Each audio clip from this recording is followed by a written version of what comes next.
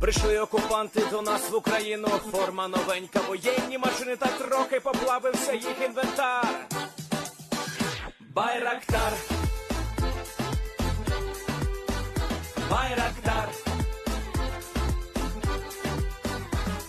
Російські танкісти сховались в кущі, щоб лаптем посьорбати довбані щі, та трохи у чах перегрівся навар. Байрактар, Байрактар.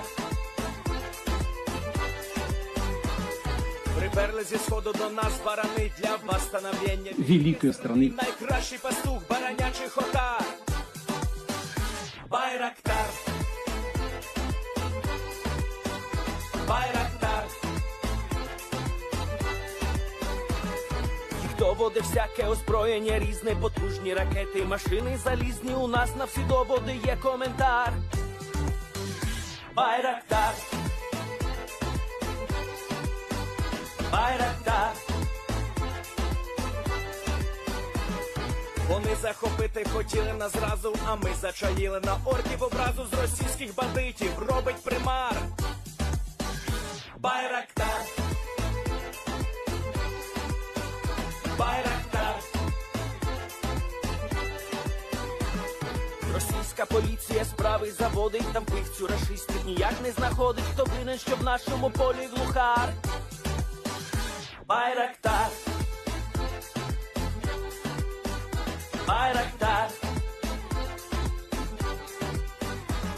Веде пропаганду кремлівський урод, слова пропаганди ковтає народ, тепер нове слово знає цар. Байрактар. Байрактар. Байрактар.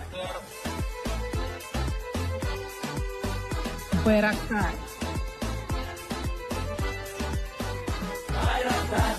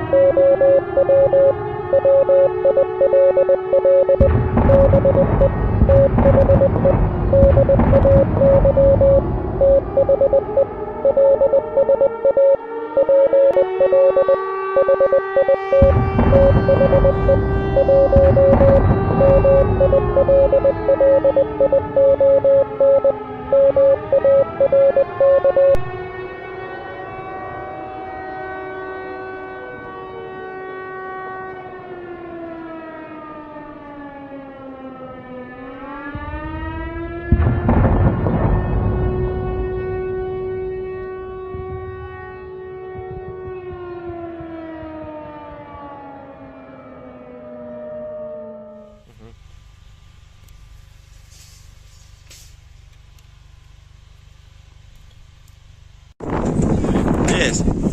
The Leaf Spring Army sends its regards.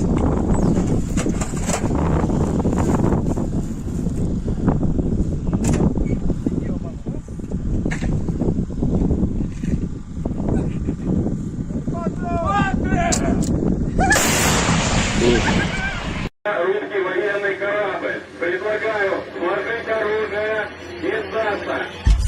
Русский военный корабль, иди нахуй.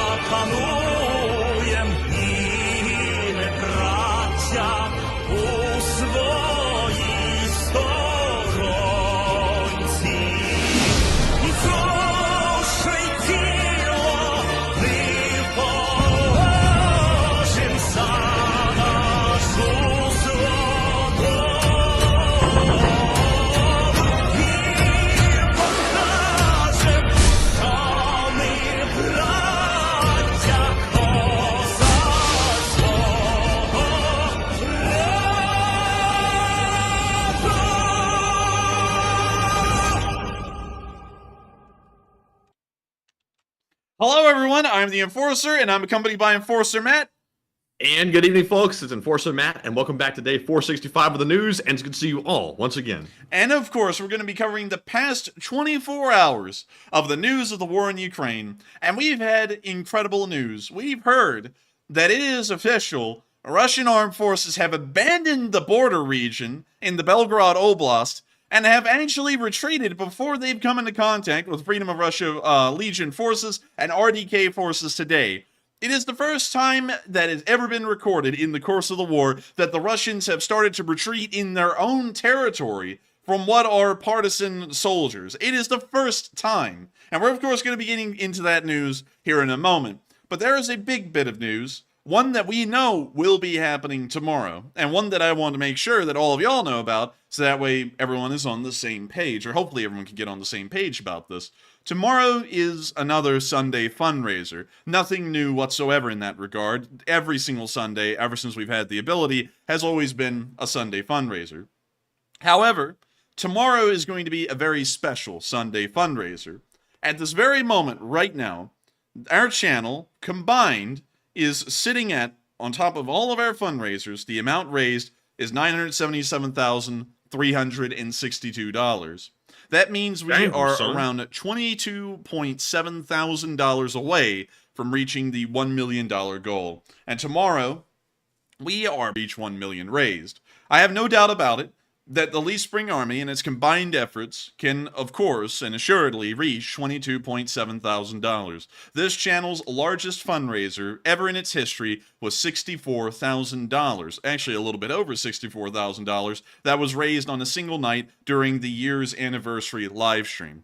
I know that every single one of us is going to put in the maximum effort. I'll also be putting in as much effort as possible tomorrow to make sure that we pass that mark and finally overcome that $1 million milestone. It is going to be the biggest day, most likely, in this channel's history, because ever since the beginning of this war, and ever since the first fundraiser that we were able to run in March of 2022, we have continued to make that one of the cornerstones of this channel, is that while we cover the news of these people who are struggling for the very survival of their nation, we also help out in a pretty significant way, especially for the Leaf Spring Army and the size of which the Leaf Spring Army is, and helping to save the lives of the people we cover this news on.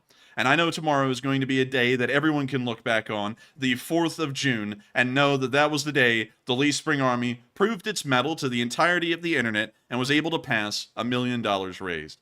I hope y'all join us tomorrow for that. I just want to let y'all know that just before we get to tomorrow. And also, we are pretty hard set on this, and of course we'll have to make sure to iron out the details about this tomorrow.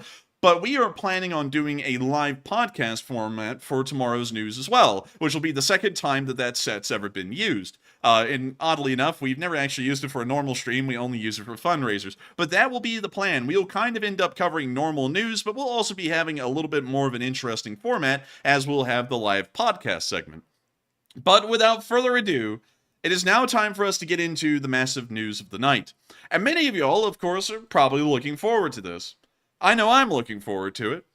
In the area of Belgorod, in the border town of Shebekino, Russian forces, according to the Freedom of Russia Legion, the RDK, and even Russian officials as well, have reported that the Russian army in the area has given up. And we are back.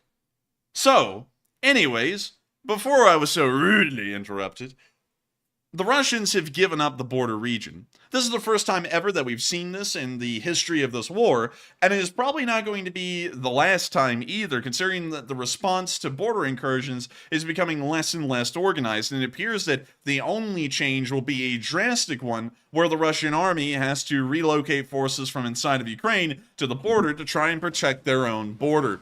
And that lets us largely know that. Also, Matthew, I can hear, like, air over there, by the way. It's bad reverb right there. I don't know why that happened. But we know for certain that the Russian army is nearly in its death throes. And so showing us the first video clip from Shebekino. It's really the only one that we have at the moment, although we have been able to confirm from multiple sources that the Russian army has abandoned the area. We've seen that since they've abandoned, a wave of chaos and absolute confusion has overcome the entire area, and citizens are going around and looting just about any city building that they can find. They're looting camera stores, looting telephone stores, grocery stores, and the like. And we got one video clip today from Shebekino showing that they cleaned out a mobile phone store right here. And so here's the clip. We can see, of course, the busted out glass. We can hear what appears to be the alarm going off. We can also see him looking in there, and we can see that practically everything has been looted out of the displays, except for a few handful of items.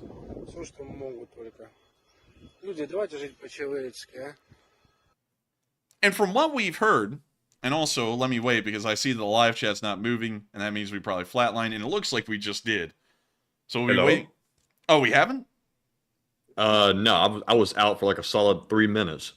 Really? Yes, I just can now hear you. Oh, well, hopefully the stream has continued on fine. Can't really tell if it has or hasn't. And it looks like everyone's saying there's lag.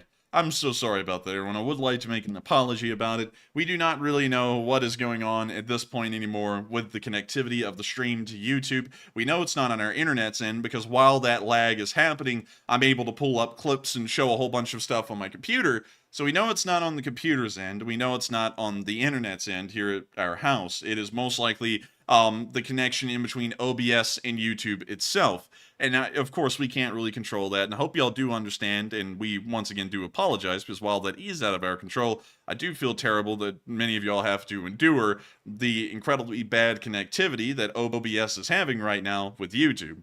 But with that, we're going to be moving back into that clip just to once again show it, just in case if y'all didn't see it. And here's the busted out window. And also here's the looted store displays inside. We can see that they also busted out the display case to steal everything inside the store.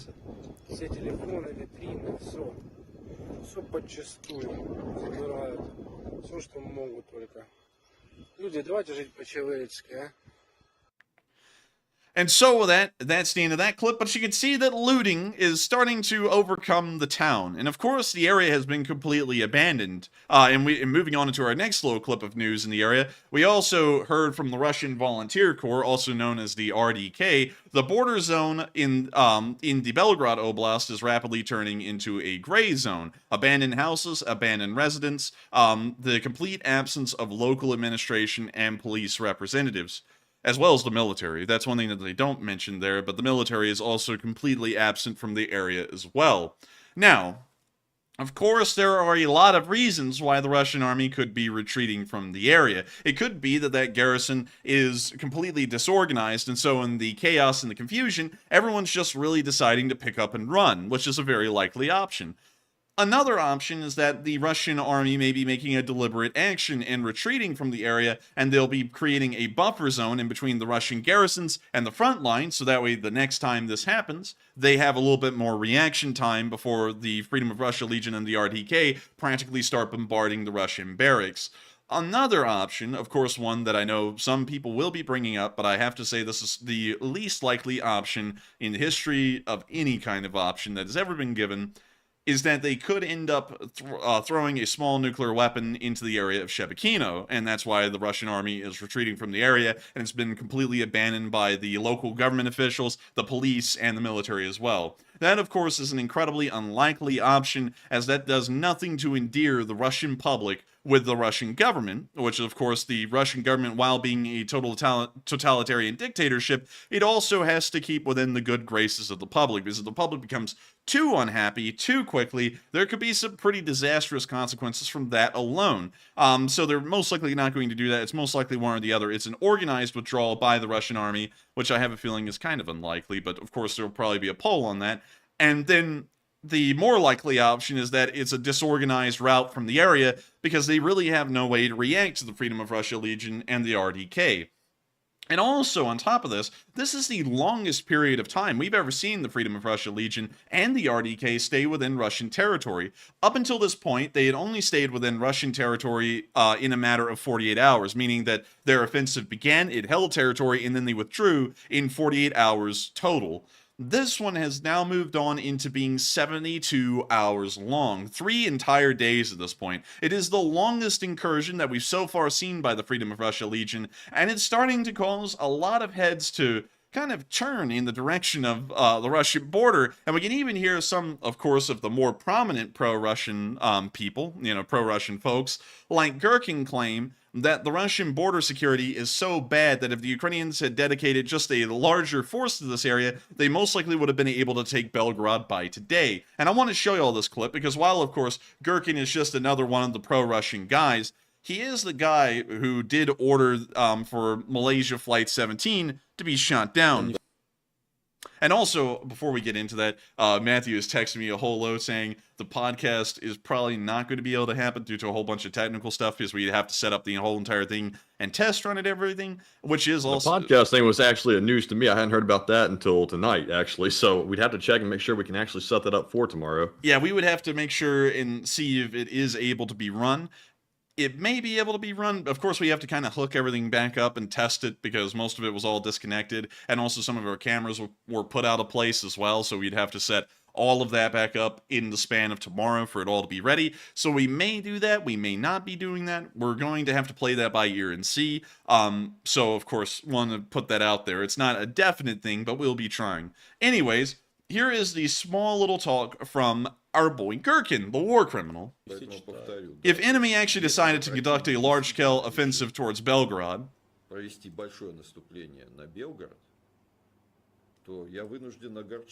then I'm forced to disappoint those who believe that we've got everything great and perfect. I don't know. I doubt they will take Belgorod on the fly, but reaching its outskirts, considering the sloppiness demonstrated at Gryvron, in case the enemy deployed not one battalion, but at least a few brigades, they could have done easily, unfortunately. If they managed to advance 8 kilometers in the first hour and a half and didn't meet any organized resistance, then imagine if they advanced with forces 7 to 8 times larger, not 1 battalion, but with 9 battalions, for example. They are precisely distracting strikes. They're playing chicken with the Kremlin, forcing it to bring up additional resources to the locations of the attacks to cover the old border of the Russian forces with anything they have. And even if the reserves are not removed from the southern front line, this still potentially weakens our forces ahead of their offensive. Why? Because we're redeploying the exact reserves that could be diverted where the main strike will be dealt.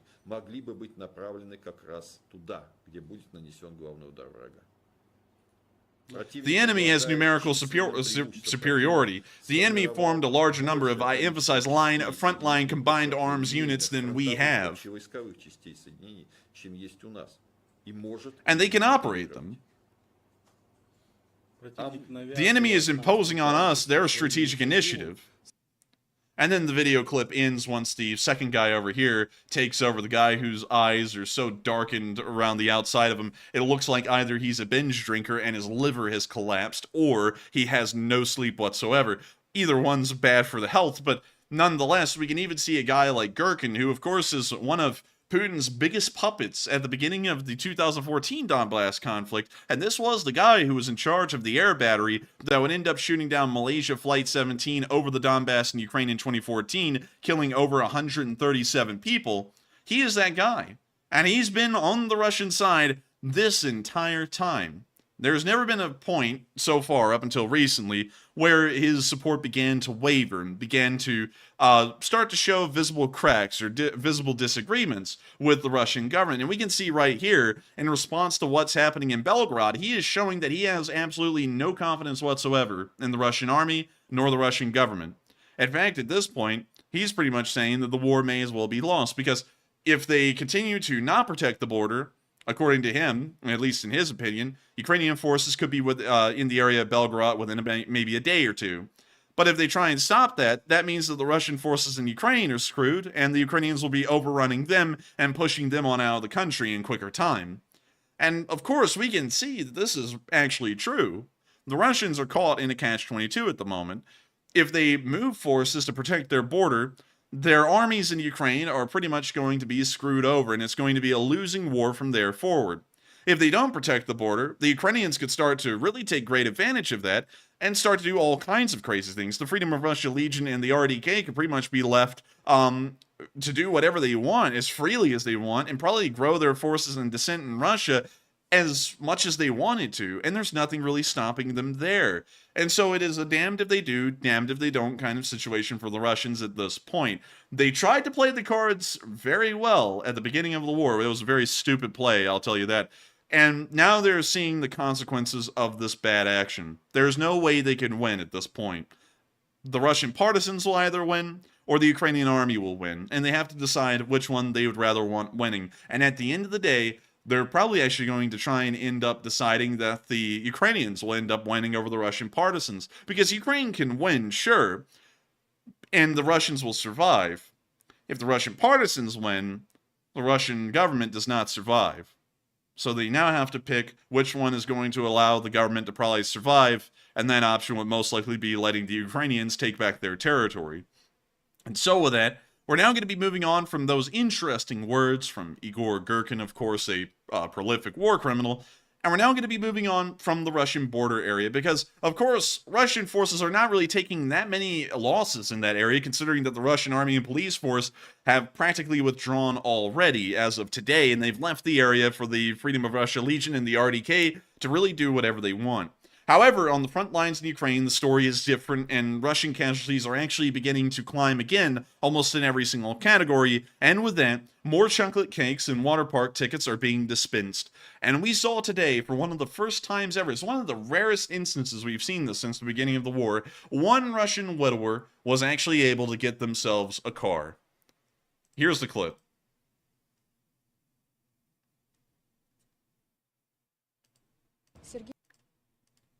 Sergei was very devoted to the military service. He was distinguished by a high sense of responsibility, duty, professionalism, and patriotism.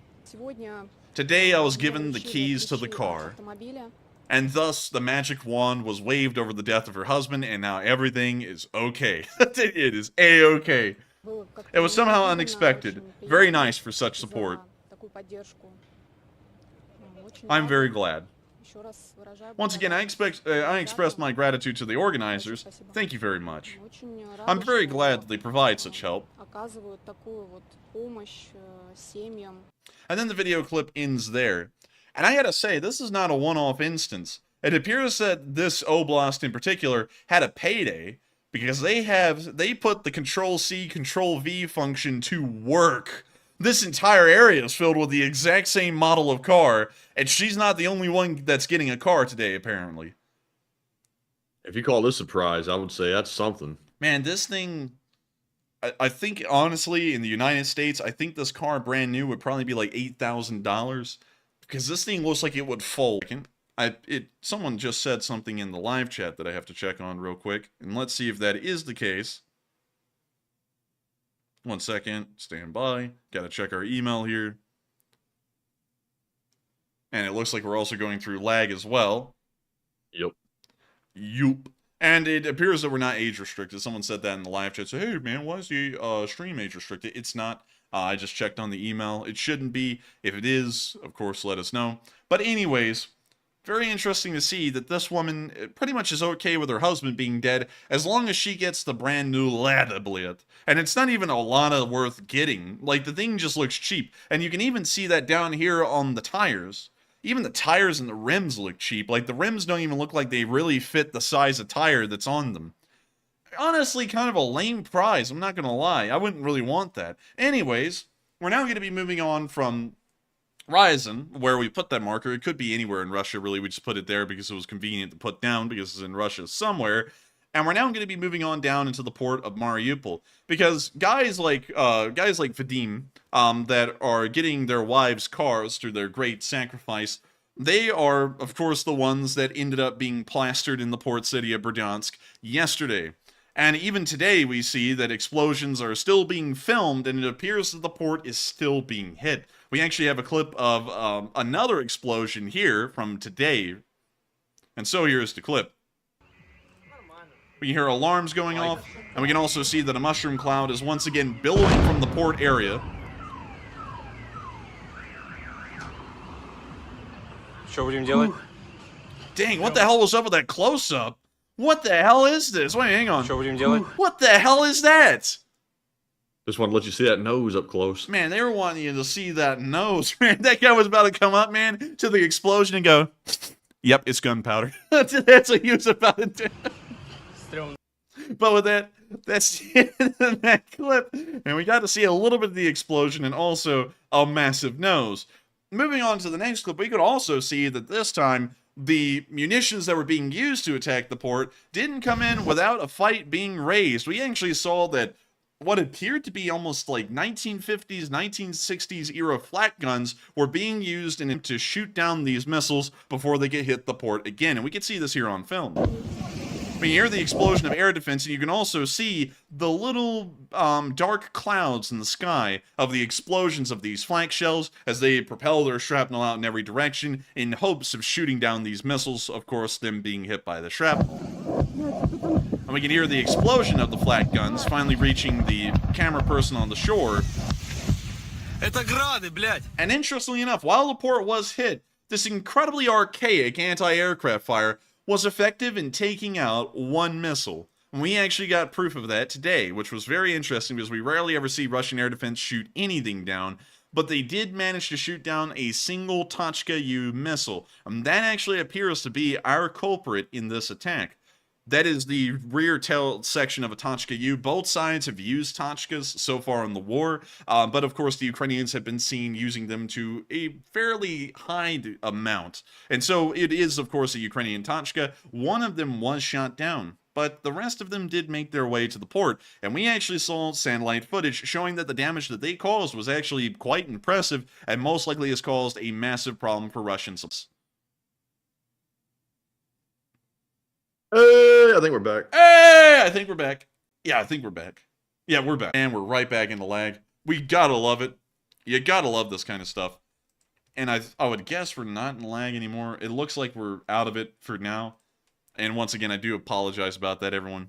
But here is the port as it appeared on the 31st of May, and these afflicted area is zoomed in on.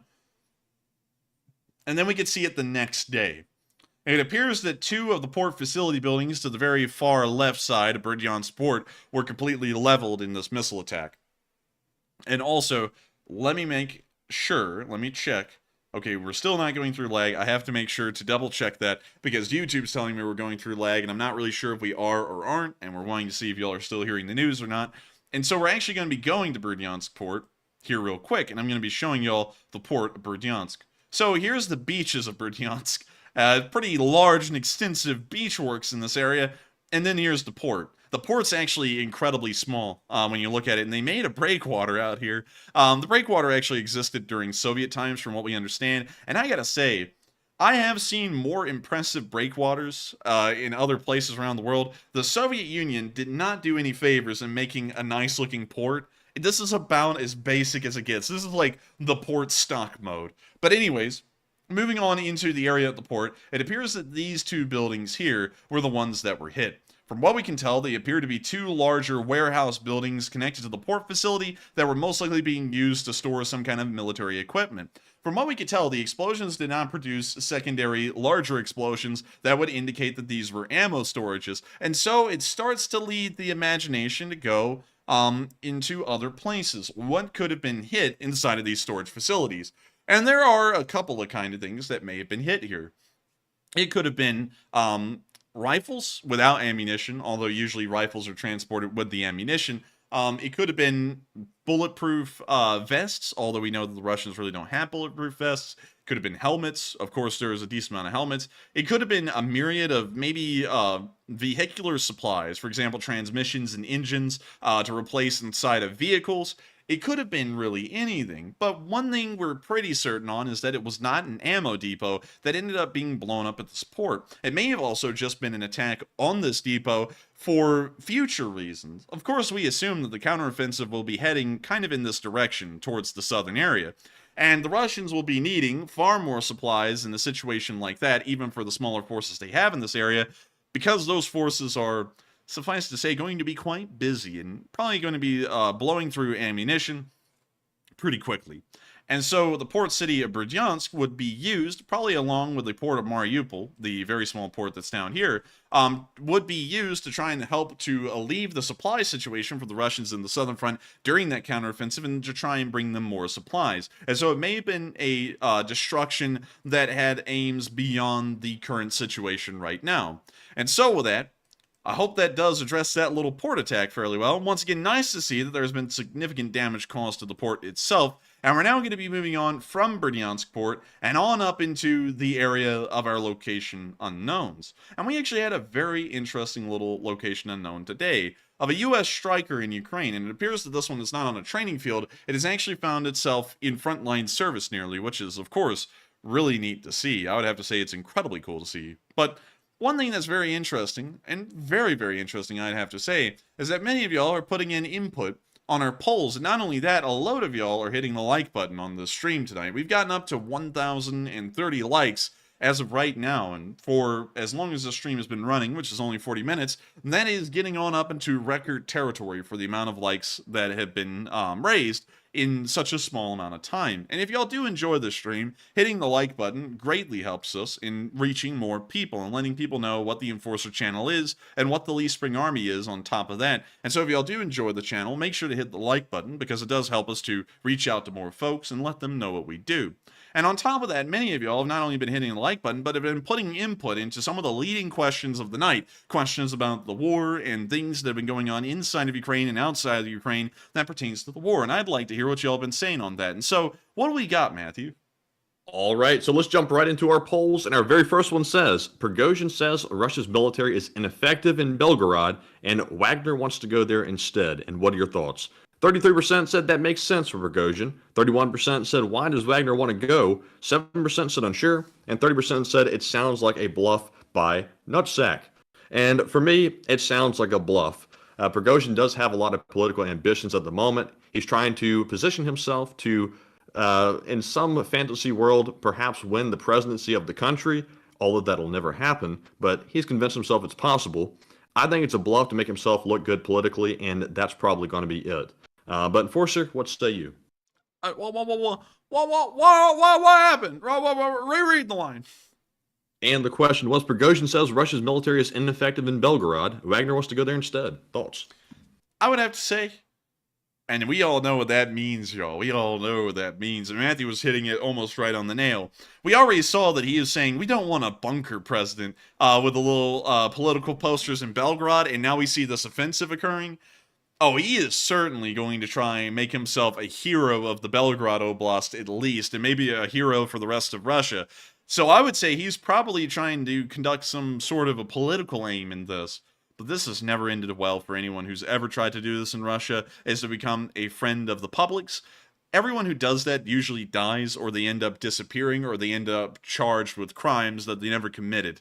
So I have a feeling that's not really going to end well for him, but that may be his goal, is to try and set himself up for a possible presidential bid in Russia in the future. And so with that, I hope we That shows you how stupid he is, too, because he has no chance of winning. Oh, if hell anything, no. he's going to get himself basically winning an assassination is all he's going to win. And also, he's already trashed on one of the larger oligarchs that are still in Russia, the Gazprom oligarch, and his mercenary group. And so it's like, you've already pissed off one of the oligarchs. And who's to say that, they didn't piss off some other oligarchs on top of that? So it's like you already have a larger part of the power circle in Russia not really on your side. And a lot of oligarchs would naturally be hesitant in joining his side because Putin is the reason why they're there and why they exist. So, he's got a pretty uphill battle to win in that direction, and I don't think he'll be winning it anytime soon. But with that, I hope we address that poll at least the best we can, and with that, we are on to the next one.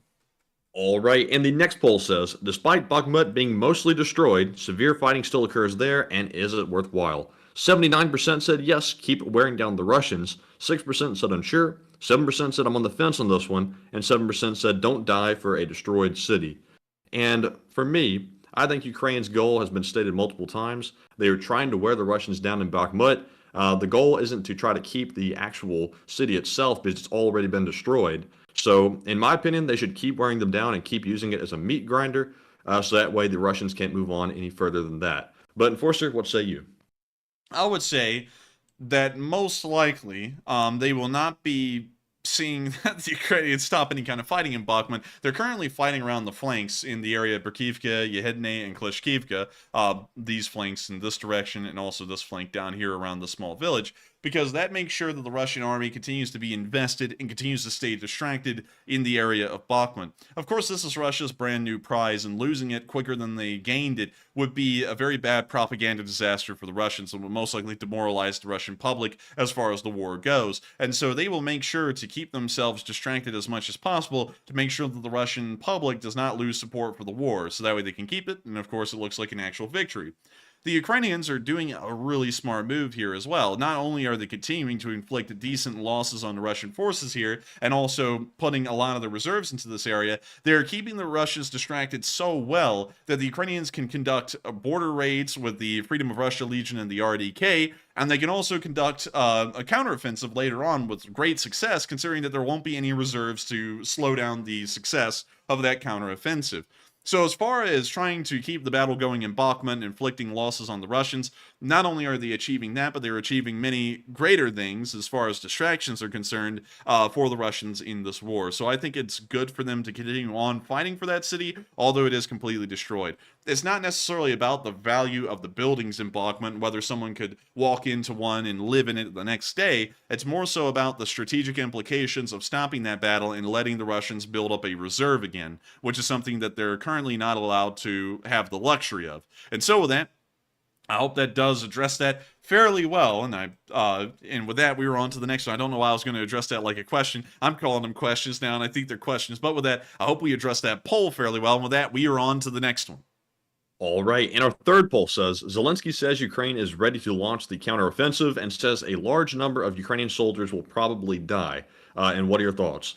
It looks like 39% said it's 14% said not good, and why such high losses?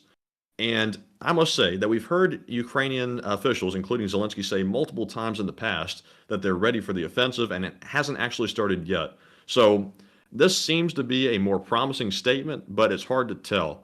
One interesting part about it is he said a large number of soldiers might die, and that's because of the lack of air superiority, which is a lack of providing F-16s to the country. That seems like something that the U.S. is probably going to bear some responsibility in, because they have to launch the counteroffensive now. They can't wait for many more months. They've already said that. So they're kind of in a catch-22. So I'm with the 39%. I think it's both good and bad. But Enforcer, what say you? I hate to tell you, Matthew, but it seems as though a lot of people didn't really get to hear the answer to that poll, as we were in the middle of a lag attack while you were reading off the results. So I hate to say this, but I think they heard your opinion. But could you reread the poll prompt and the results again for all of them? It says, Zelensky says Ukraine is ready to launch the counteroffensive and says a large number of Ukrainian soldiers will die. And what are your thoughts? 39% said it's both good and bad. 36% said that's great news, send it. 18% said not good, why such high losses? And 7% said unsure. And so now that you have heard the prompt, I would have to say that, of course, an offense, and I hate to say this, but when talking about the premise of war, offensives are always going to be far deadlier than a defensive battle will be. In a defensive, you get to choose where you're fighting. The enemy doesn't really know where you're hanging out. And so you just pretty much start capping people as they walk through the openings in the defenses, and it ends up incurring a large amount of losses for the guys who are attacking and not really a lot for the guys who are defending. But as soon as the roles are reversed and the defending side is attacking and the once attacking side is defending, those losses will be seen on the other side. Of course, great training and also great coordination can make sure to mitigate those losses, but it will be a much higher casualty battle than it was when they were defending places like the city of Bakhmut. With that in mind, however, that doesn't mean that an offensive should not be undertaken. Of course, it is known that in war people will die, and it's known that once one has to go on the offensive, more people will die than in a defensive. But one must eventually push the Russians out, especially the Ukrainians. The Ukrainians must eventually push the Russians out, and offensives are needed for that. President Zelensky claims that it is due to a lack of air superiority, like Matthew said, that more losses will be sustained. And that may be true to a point, but it also is being a little bit over-exaggerated how important air defense would be in an offensive like this. Of course, the Russians are not improving in their condition over the war. The Russian army is continuing to deteriorate as the war goes on. And we saw the Ukrainians conduct an offensive around August and September of last year in the Balaklia area, when the Russian army was far better off than they are now, and the Ukrainians were met with incredibly good success and were able to push them back around 60 miles in 3 days, around 20 miles a day. So we know that they have the ability to take on the Russian army when it was in a fairly okay state and do incredibly well, with a much less diverse group of Western arms and support.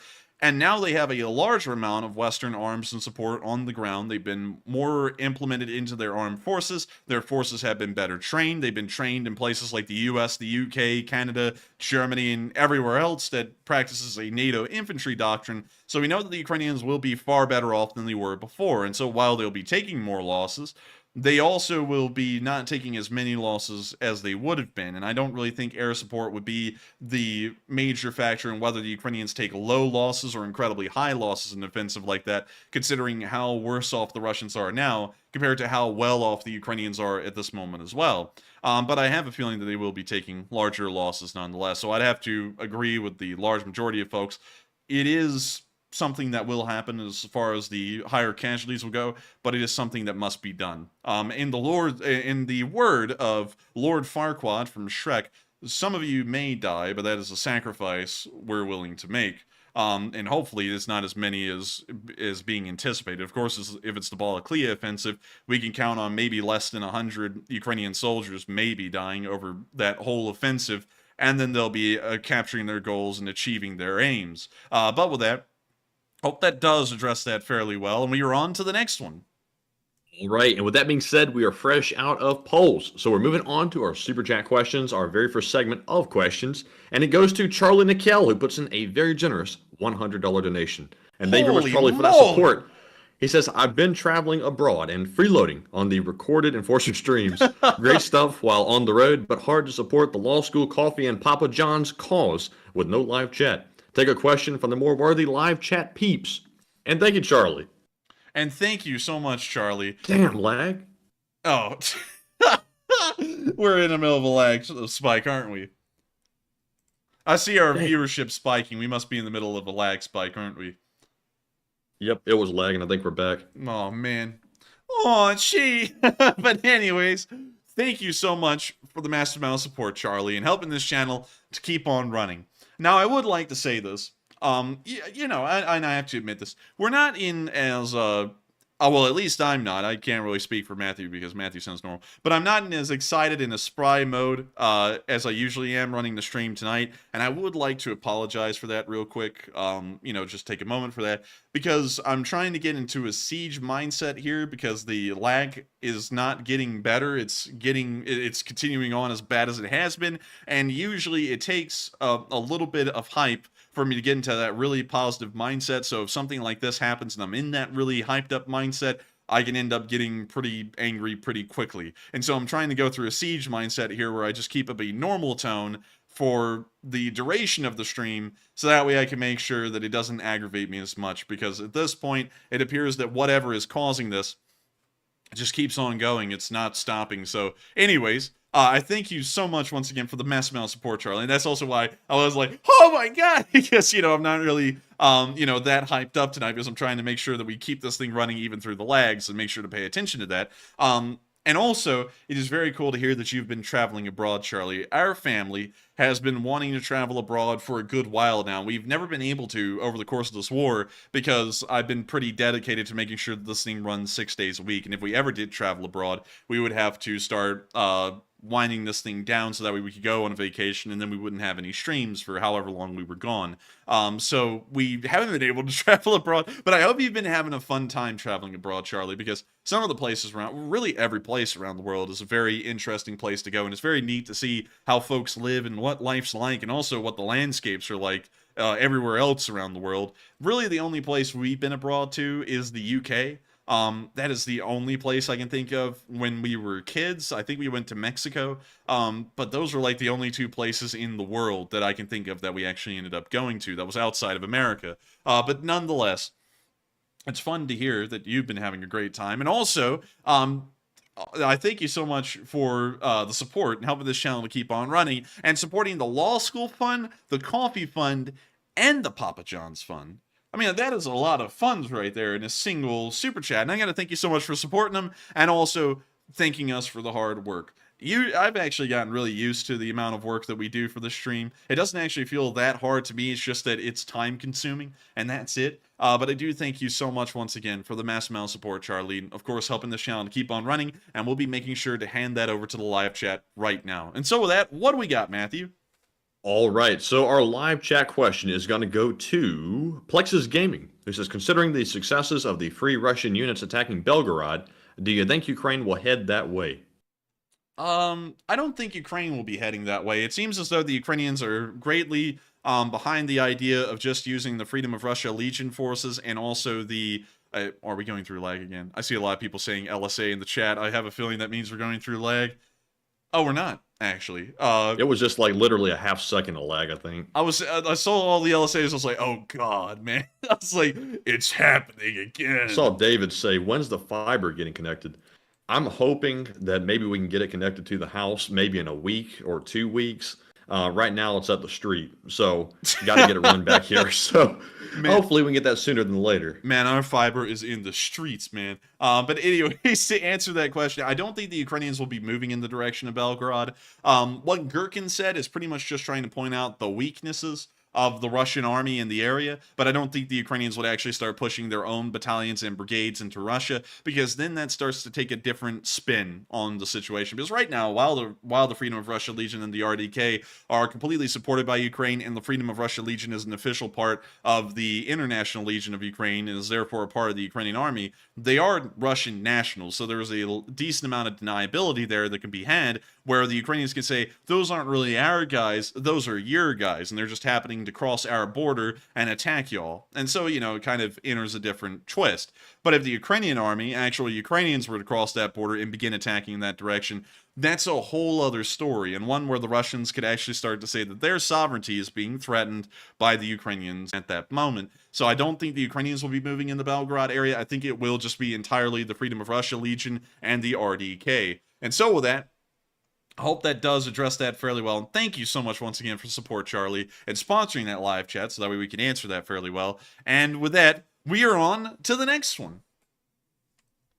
All right, and our next one goes to none other than Jesus UCSB, who puts in a very generous $100 donation. And thank you very much, Jesus, for that support. He says, hola, excited about Manano. I hope you will show off my tank. It will be a very special moment for me, and that tank has been with me since Vilsec, and now it's in your hands. I love the LSA for life and Los Angeles Tankers Oral.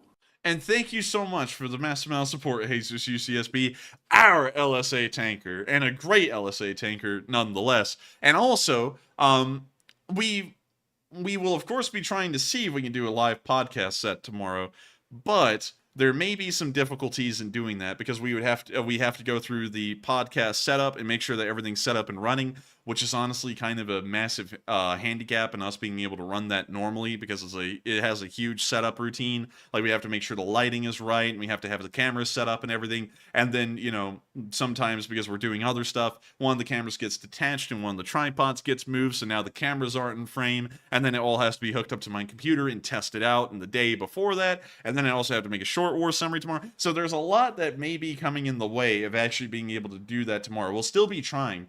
And if we ever do run a live podcast, I promise you that tank is going to be in the foreground, in the background, on one of our sides. It's going to be somewhere, because that is one of the coolest things that we ever got in the P.O. Box. Of course, by the way, I'd like to say the P.O. Box is closed, and we're also in the process of changing the address, so that address will no longer be a valid P.O. Box address. Just letting y'all know, just in case for some reason that P.O. Box address is still circling out there and someone's wanting to mail something to it, it is pretty much closed already, completely.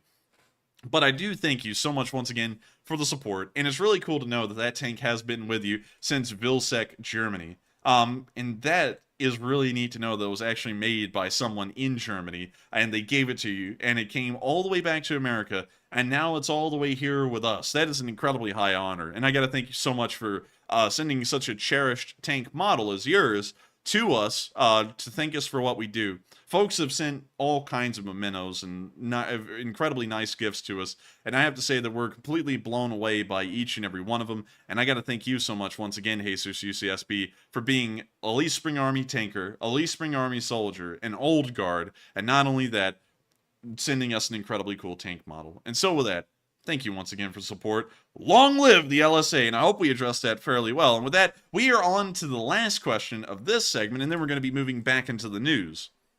All right, and the last one of this segment goes to Mark, General of the LSA, who puts in a very generous $50 super chat. And thank you very much, Mark, for the support. He says, I think if they had air support, plus a decent number of modern tanks, plus longer range missiles, they will take higher than otherwise, but you fight with what you have and not what you want. And I thank you for the support, Mark, and that is certainly true. The Ukrainians must fight with what they have, and we know that they have fought with what they had earlier in the war when they didn't have everything they even have now, and they were doing incredibly well then.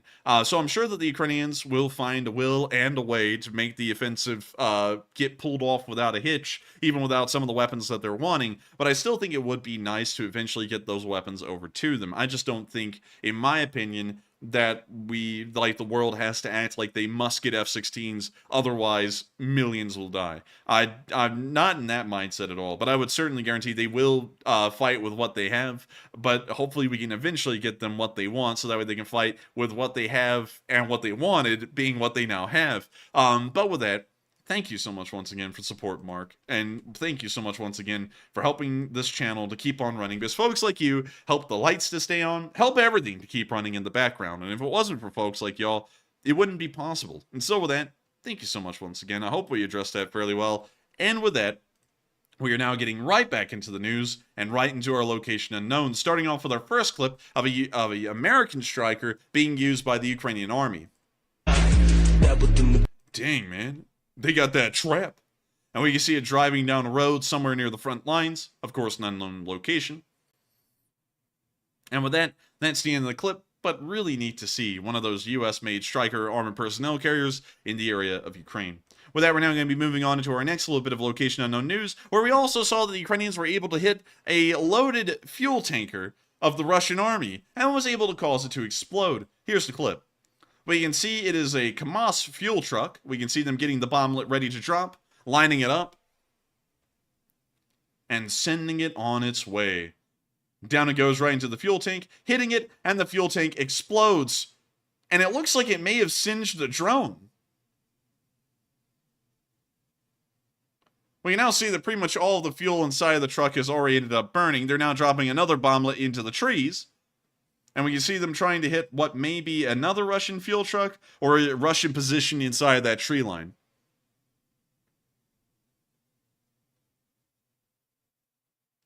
And so with that, that's the end of that clip. But really nice to see that the Ukrainian drone was able to take out a Russian fuel tanker, of course a more rare supply truck, and also it appears to have taken a pot shot at a Russian position as well. With that, we're now going to be moving on into our next little clip where we saw a Ukrainian MTLB column taking a break on the side of the road. I mean, you see them right here. Very interestingly, we see these MTLBs are kind of modified in a way. They actually have these little side skirts for the tracks. We rarely ever see MTLBs with that kind of modification. And yet all of them in this convoy have that. And it makes them, I'm not gonna lie, it actually makes them look a lot more modern than they really are to just have those little side skirts. Yeah, it somewhat does. Yeah, it somewhat does. I'd have to, I'd say. But with that, We're now going to be moving on from that little bit of location unknown news and on to our next one, where we saw a very rare video. This is a TOW anti-tank guided missile launcher, and it is about to steal the toes of this Russian tank. It's a very rare clip. We rarely ever get to see TOW missile launchers in use in Ukraine and also destroying Russian vehicles, but we got to see that right here. Incredibly rare. And also I'm going to be muting that, but we can see the TOW launcher looking at the Russian tank in the distance. We now see it firing. The TOW now on its way, moving at a pretty high speed, right towards the tank, and then hitting it, destroying the tank in a single blast. And that's the end of that clip. But it's really cool to know that those Humvee TOWs are finally finding their place in the war, and now we're seeing a few clips coming out here and there of them actually being used quite effectively. We're now going to be moving on from that little clip and on into our next one, where we also saw a picture. We saw a picture of this before, but this was sent to the British unit that sent the Storm Shadows. But today we actually got picture confirmation of an Su-24 lifting off from a Ukrainian airfield, and someone snapped a picture of it on the ground, and on the pylons of this Su-24, visibly, where you can clearly see them, there's no doubt about it what these missiles are, there are 2 Storm Shadows on this Su-24. Interesting. Very interesting, I'd say. Very interesting indeed. And you always have to watch out for the shadow of the storm. And this Su-24 is bringing it. And so with that, that's the end of that little bit of location unknown news. But our first confirmed visual confirmation in picture evidence outside of the postcard that was sent to the British, showing that they do use the Storm Shadows on the Su-24 aircraft. And this is so far the only aircraft we've seen them being used on so far. With that, we're now going to be moving on from that little bit of news and on into the Russian casualty report, where we can see Russian losses are continuing to climb. Matthew? Whoa, they got 10? Go crazy. Damn, son. How'd they get 10 in one day? They must have hit like a storage facility or something. Damn, son, where'd you find this? And 10 of them. That's the highest number I've ever seen, I think. I think that is the highest number that they've ever gotten in that category. And well, not very nice to see while I'm sitting here just stuttering my way through saying everything tonight. Probably because I have a million things in my mind. But we can see that Borat Storm put in a +10. Maybe a new record, Matt, at It's the Enforcer. And I think Definitely so, definitely. 10 Bobcats for Matt. And we can see a What cheeky... in the hell is that thing? That is a farm tractor with a Bobcat attachment. Ew! But thank you so much, Tezermac, for that. That's really cool. And that was it. Those were the only replies we got, was Moritz Dorn in Tezermac. No way. That's For it. 10 Bobcats, that was it? That was it? That was it, Governor. That was it. Damn. But y'all got to strap yourselves in, because not only were the Bobcat skid steer, the special equipment losses high, everything was high today. Everything. And I mean everything. 560 Russian soldiers ended up biting the dust over the past 24 hours, which is right within the war's average. However, while the infantry losses were high, it appears that those weren't high due to a lack of support. Those are just high, just because they are. Everything that would have supported these infantry to keep them alive also was destroyed as well, with 12 armored personnel carriers also being destroyed alongside those infantry. One of the higher numbers that we've seen recently, and well within the war's average. We also saw that 22 supply trucks were completely destroyed over the past 24 hours as well. This is one of the higher numbers that we've seen in the supply category, and once again, supplies keeps everything else running, and so seeing a large number like that lets us know that these losses will probably continue to stay high for the next couple of days if these kinds of supply losses endure. We also saw a whopping 10 main battle tanks destroyed over the past 24 hours. 10 of them. That is pretty high. That is an entire battalion tactical group's worth of tanks destroyed in 24 hours. And I can't emphasize how high that is, especially compared to this point in the war and what the average number has been over the past few months. This is getting towards unbelievable heights. And of course, who can go without mentioning that the Ukrainian counter battery has been doing the Lord's work out there, destroying an entire 32 artillery batteries over the past 24 hours. That is an incredibly high number, and if we were to divide that on down, I believe, and let me make sure I get this correct, one second, let me whip out a calculator because I don't want to get this math wrong live on air. That is an entire 8 artillery batteries. With 4 guns per battery, that is 8 artillery batteries. So somewhere along the front lines of Ukraine, across the hundreds of miles of it, there are 8 Russian artillery batteries that have ceased to exist as of today. That is massive. that is huge, actually. And especially if these were all concentrated within the one small part of the front lines, the Russians may be completely devoid of artillery in that area for a good while before reinforcements are brought in. We also saw that 28 drones were also destroyed as well, quite a decent number. We also saw that a whopping 7 MLRSs were destroyed over the course of today. And this is a very high number as well, because we rarely ever see that number getting past around 2 MLRSs destroyed in a single day. So seeing an entire 7 of them destroyed is absolutely phenomenal. Not only that, we saw that they were also able to shoot down 15 cruise missiles over the past 24 hours, and probably the craziest number of any category of the war so far. It is the highest number, and we can confirm this. Over the entire 465 days of the war, 7 anti-aircraft systems were destroyed over the past 24 hours. Each of those anti-aircraft systems average about $15 million a pop, which means that if we take 7 of those, that means that the Russians lost $105 million of anti-aircraft warfare systems, and it appears that they are doing incredibly poorly today. Also, it appears that our stream has flatlined again, although it is now back. Alright, can you hear me, Matthew? It is back. It is back! I gotta tell you, man, running it with lag like this is like being under siege. But anyways, 7 anti-aircraft systems destroyed. Hopefully y'all heard the other casualty numbers. I don't know if y'all did or didn't. But it is a very high number. $105 million of equipment destroyed. And of course, the losses today have been incredible in every single category. I don't know how the Ukrainians were able to pull it off, but they did pull it off, and the Russians are probably reeling today from the hemorrhaging losses that they took in every single category. We're now going to be moving on from the casualty report and on into the front lines where all of these losses were taken today, over the several few hundred miles of active front lines from the northeast near Kuzmivka and all the way down to the area of Vasilivka in the Zaporizhia Oblast. And so starting off in an area around Kuzmivka, we saw that some Russian soldiers abandoned their comrade today, and it appears that he was unfortunate to have these kinds of friends. When you see him coming up to their comrade and looking at him, they're like, he's wounded. And then they just walk on by. We now see them continuing on, and we can see the other guy up front turning around and talking for a minute.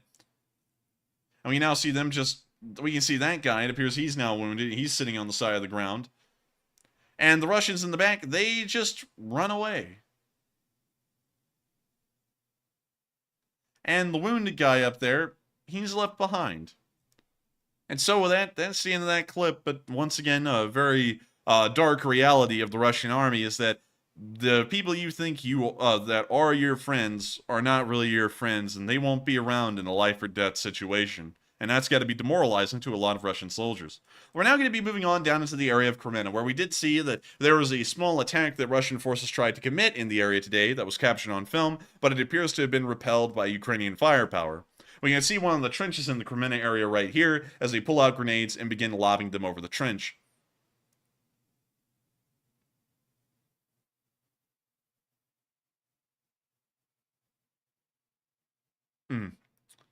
And goodbye, Eric.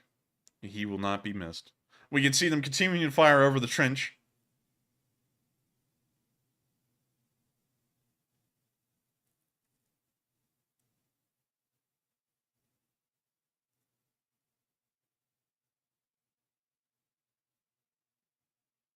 We can see them continuing to fire and, of course, repelling the Russian forces.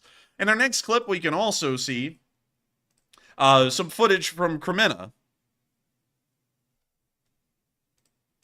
This one actually has audio because there's no music playing over it, and so here's the clip. You can see something explode in the tree line over there, and it's most likely Russian artillery trying to drive the Ukrainians out. But of course the Ukrainians hold firm in their positions. With that, that's the end of that short clip, but once again showing some quick little looks at the firefights going on within the area of Kremenna.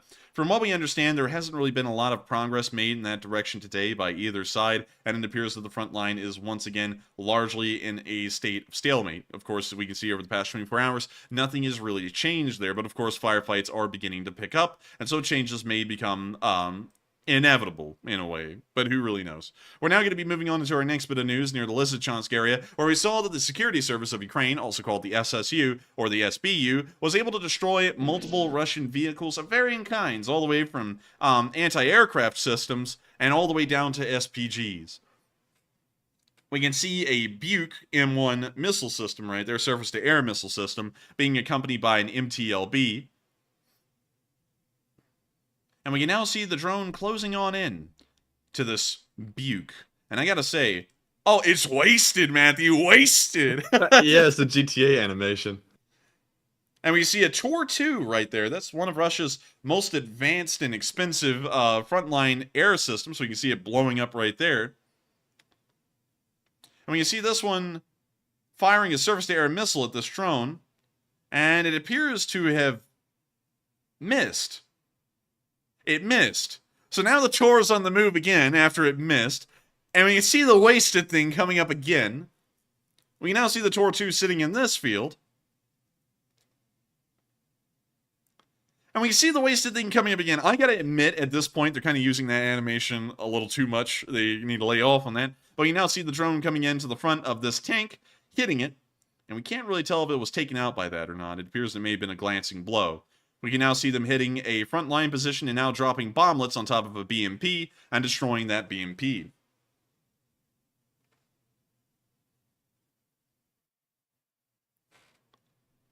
It's so with that, that's the end of that clip. And it is great to see that the SBU was able to destroy a myriad of Russian vehicles in the area of Severodonetsk in Lysychansk. We're now going to be moving on down into the area of Popasna, where we saw a Russian medic proudly showing off the Scooby-Doo ambulance. Like, Zoink Scoop, we got ourselves an ambulance. Raggy, hemorrhaging. But anyways, here's the ambulance. Всем день добрый. Обзор на нашу машину медицинскую. There's graphite on the ground. Nonsense, Dyatlov, you didn't see it. I'm telling you, there's graphite on the ground. This is the ambulance they would have brought into Chernobyl, by the way, if y'all don't get the reference. But anyways, Что moving мы on. здесь сделали, как сделали, что поменяли. Поставили автомобильную радиечку, то, что она нужна, принимает Oh, нормально. they got a radio. Здесь все нужное. Броня. This thing is made so cheaply. Like, it's just very thin metal on this vehicle. Yeah. Look, a Soviet ambulance throws a rock at it. The rock literally goes through the sheet metal and out the other side. It's like, tinfoil. Далее. Убрали стандартные носилки выдвижные, потому что на местности, на которой работаем, возможности нету никакой. Лучше на вот таких вот жестких раскладных носилках. Сюда поставили разборные, тоже для удобности.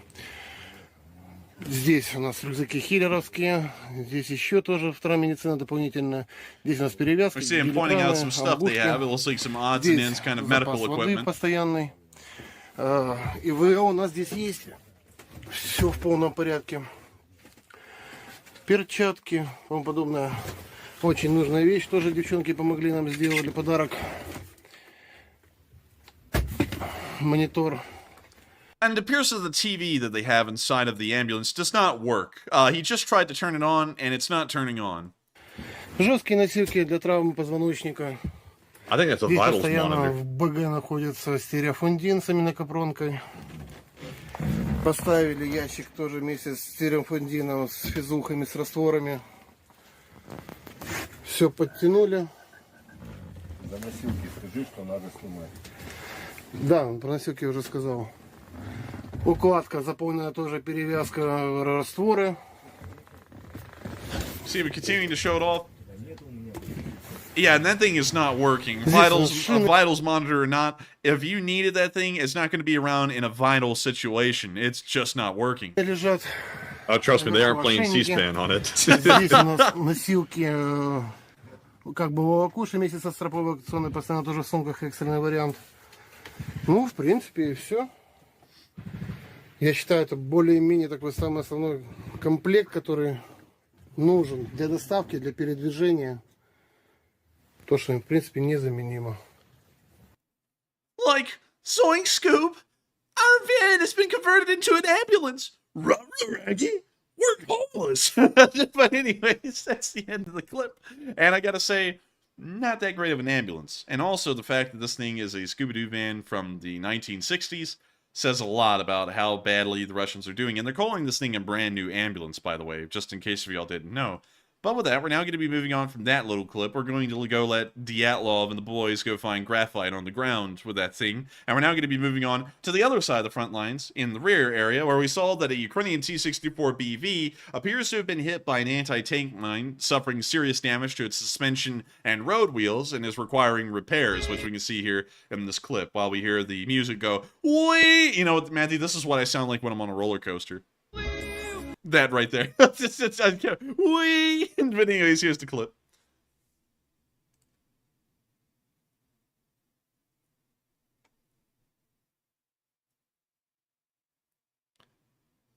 Man, dude, Jim Polek is putting out the heat. He said, TV, you guys are idiots. Hey, man, no one ever said I was like a licensed doctor or anything, you know?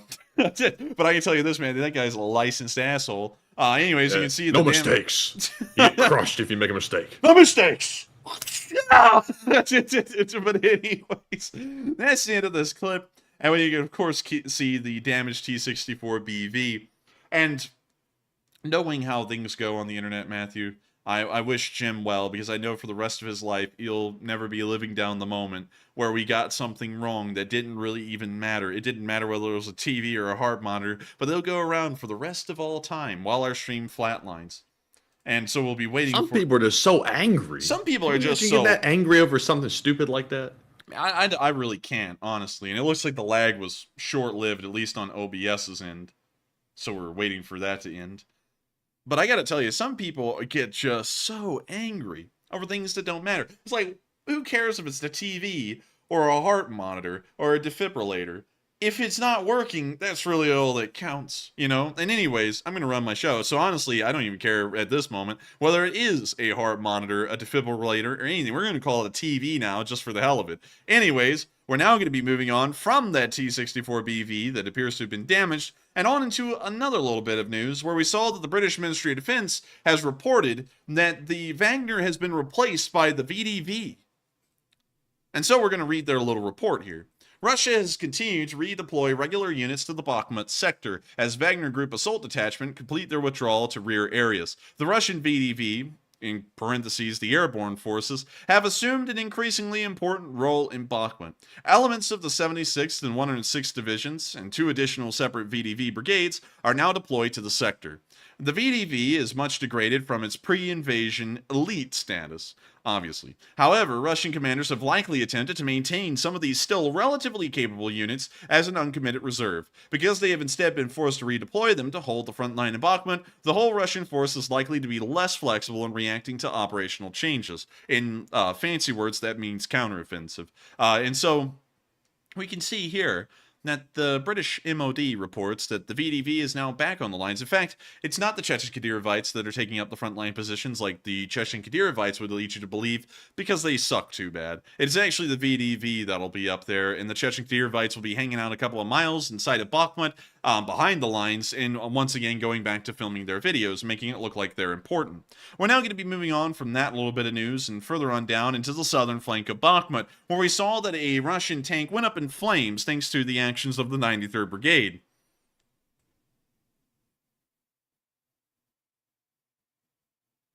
And so here's the clip. When you see the Russian tank rolling down the road, we now see it coming to a stop, and we see some crew hopping out. It appears that they're trying to avoid the thermonuclear explosion that this tank then had right after they bailed. And I would have to say, this tank may need a little bit of buffing out.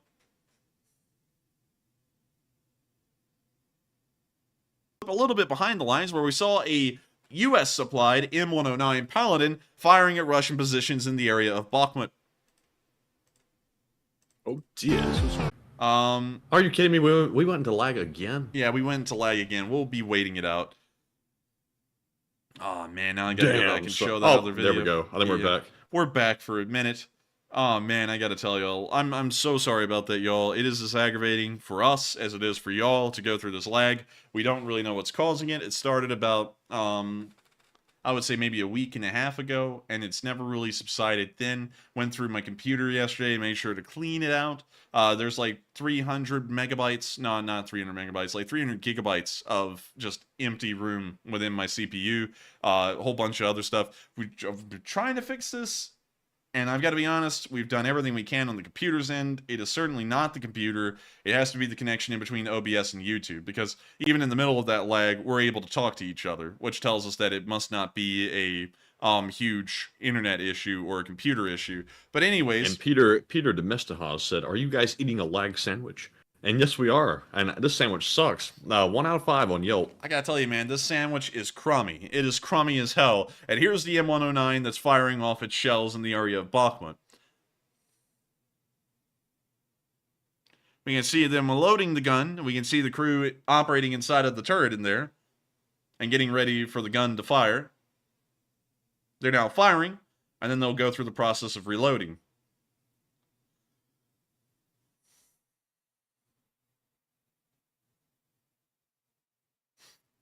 And so with that, that's the end of the clip, but incredibly cool to see that they are using an American M109 in the area of Bakhmut.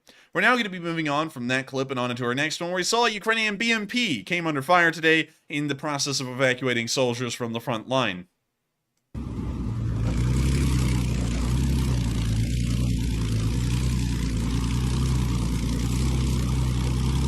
can see the BMP making its way through the fields in the southern flank, passing by a civilian car being used by the army.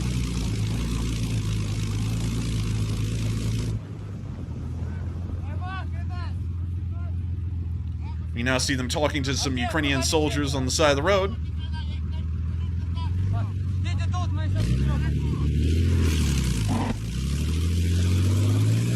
We now see the BMP continuing to move forward after talking to the soldiers. Soldiers most likely telling them a little bit about how the front lines are evolving.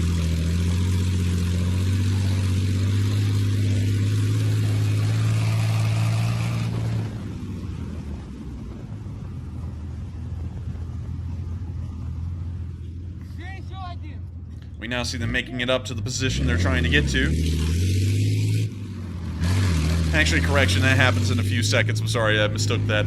We now see the commander getting down into the turret a little bit and sticking the camera through the turret periscope here, kind of giving us a view of what it will look like if the hatch was closed and he was commanding the tank from this position.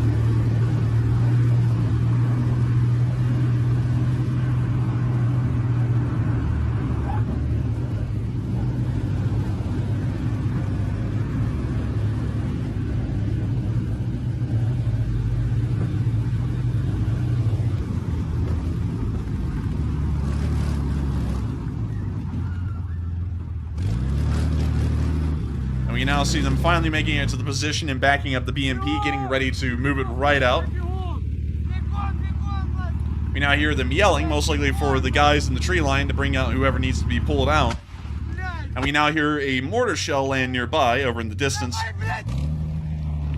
We now hear them yelling for the infantry to hurry up as they load the guy onto the back, and they begin getting them out of there.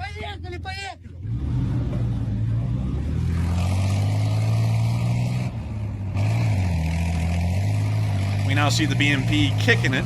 They're putting everything they can, juice-wise, into the engine to get that vehicle on out of there, with that soldier on the back of the BMP.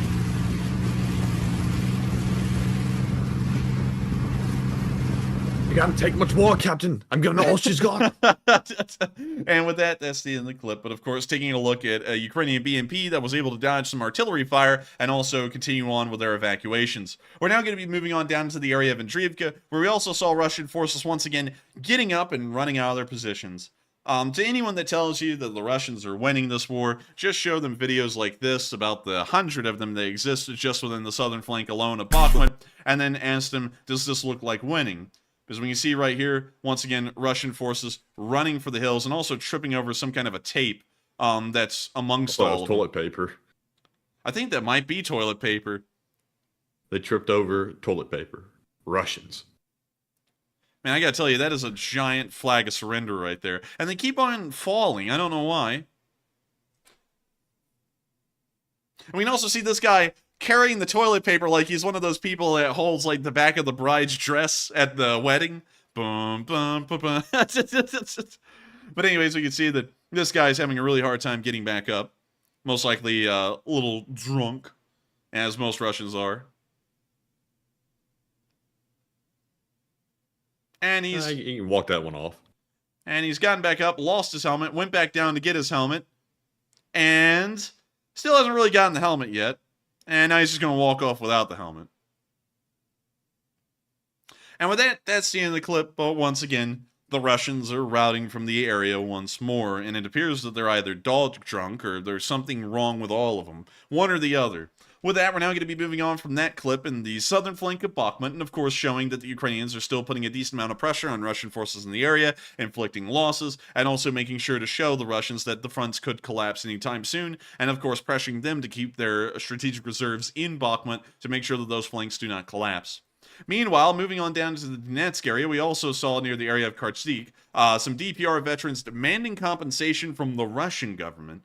Apparently, they don't understand that their compensation comes from the DPR government, but now they're demanding from the Russian government that they will want compensation from them as well. We are servicemen of the DPR who were wounded during the service in defense of the DPR. Members of the families of the deceased servicemen appeal to the President of the Russian Federation, Vladimir Vladimirovich Putin, with a request to assist us in obtaining guaranteed state compensation. We are in a desperate situation. Appeals to the state bodies of the DPR and the Russian Federation have had no result. For many months, we've heard only one answer. There is no money. Documents were submitted to the Ministry of Social Policy and Labor of the Donetsk People's Republic in 2022. There is no clear and specific answer on funding.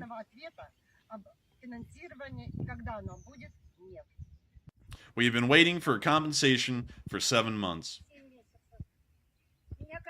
I am upset that they treat our soldiers like that, our guys who stood on the front line, who shed blood.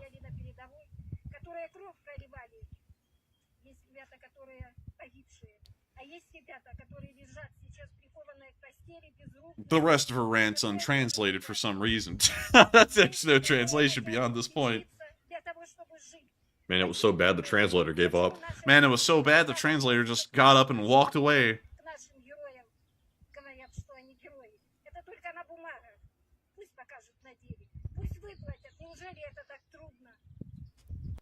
Man, I hate the West. I feel so bad for them. I hate the evil West so much. Wears a Nirvana shirt. It's it again. There it is again. Man, I hate the West so much. Wears a NASA sweatshirt. It's like you can't hate the West and then wear the stuff that comes from the West. It's like you either hate us or you love us. Pick a side and then go with it. And also, some people are saying that they see about 5 or 6 Karens in the crowd. And I'd agree. There are about 5 to 6 Karens in this crowd. Spot them if you can. But anyways, with that, we're now going to be moving on from Mr. Nirvana and the 5 Karens. The 5 Karens, Nirvana, and Doofus. But with that, we're now going to be moving on from that little clip and on into the other side of the front lines near Prvomaiske, where we saw that a British supply Pinskower Vector truck ended up losing a wheel somewhere on the muddy roads in the Donetsk Oblast. And I gotta say, I love the little camo cover that they have. And there's the wheel. Well, well, well. If it wasn't the wheel of progress completely stopped. Anyways, that was a cheap pun. We're going to be moving on from that clip and on into our next one, into the area of Marinka, where we saw that a Russian tank hit a mine. I don't know what music that is, but we can see the Russian tank down there moving around. And we can now see it being hit by the anti-tank mine on the side of the road, punching almost straight through the sign. And now the tank is kind of limping forward, but we can see that the turret is stuck in its one position. It appears that there's fire lapping up over the side of the T-64, or whatever kind of main battle tank this is. But the tank is continuing to roll on. It's actually started to pick up a little bit of speed, and it appears that the gunner, which may have been knocked unconscious or dazed, has now woken back up because the turret is oriented towards the front. We can now see it being hit again on its way out, and this crew is most likely crying and wanting it all to end. Sadly for them, it won't. But with that, And that's the end of that clip, and we can see that Russian tank being hit quite heavily by anti-tank mines, but it appears it was able to make it out of the area. With that, we're now going to be moving into the area of Marinka, where we saw that the Ukrainians were hitting a destroyed building again because Russian soldiers had taken refuge inside of its destroyed foundations. What did he say? He said that he can hear us whispering. Yeah. Whoa! Blyat. F the beard! Aye, aye, sir. But anyways. They're having a fun time with us, getting a good laugh out of it. Man, they're hysterical. They're hysterical. Блядь, сука. Oh, I can't even blyat. read any of that. Я... Да всё, блядь. But they're very happy. Ебать, куда те плиты улетели, блядь, вообще? Damn, that's Хуй cold. его знает. Dang. Man, he calling them warm ones. man, call this guy ice cold because he'd be turning the warm ones into cold ones, you know what I mean? But with that, we're now going to be moving on from that little clip. Once again, very interesting to see that they were able to get that blast dead on. And also nice to hear they're getting a good laugh out of it as well. We're now going to be moving on into the area of the southern front near Velika Novosilka, where we saw the Ukrainians have started to make homemade drones.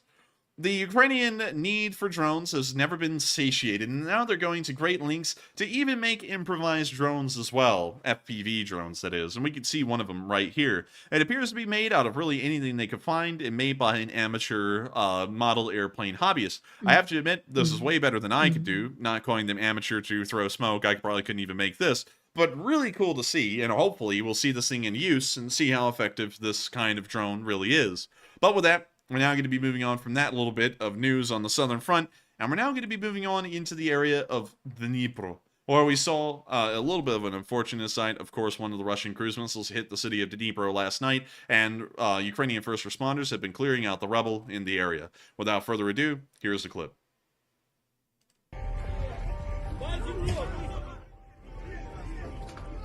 We can see the first responders climbing into the rubble and yelling out commands to each other as they try and coordinate the search efforts.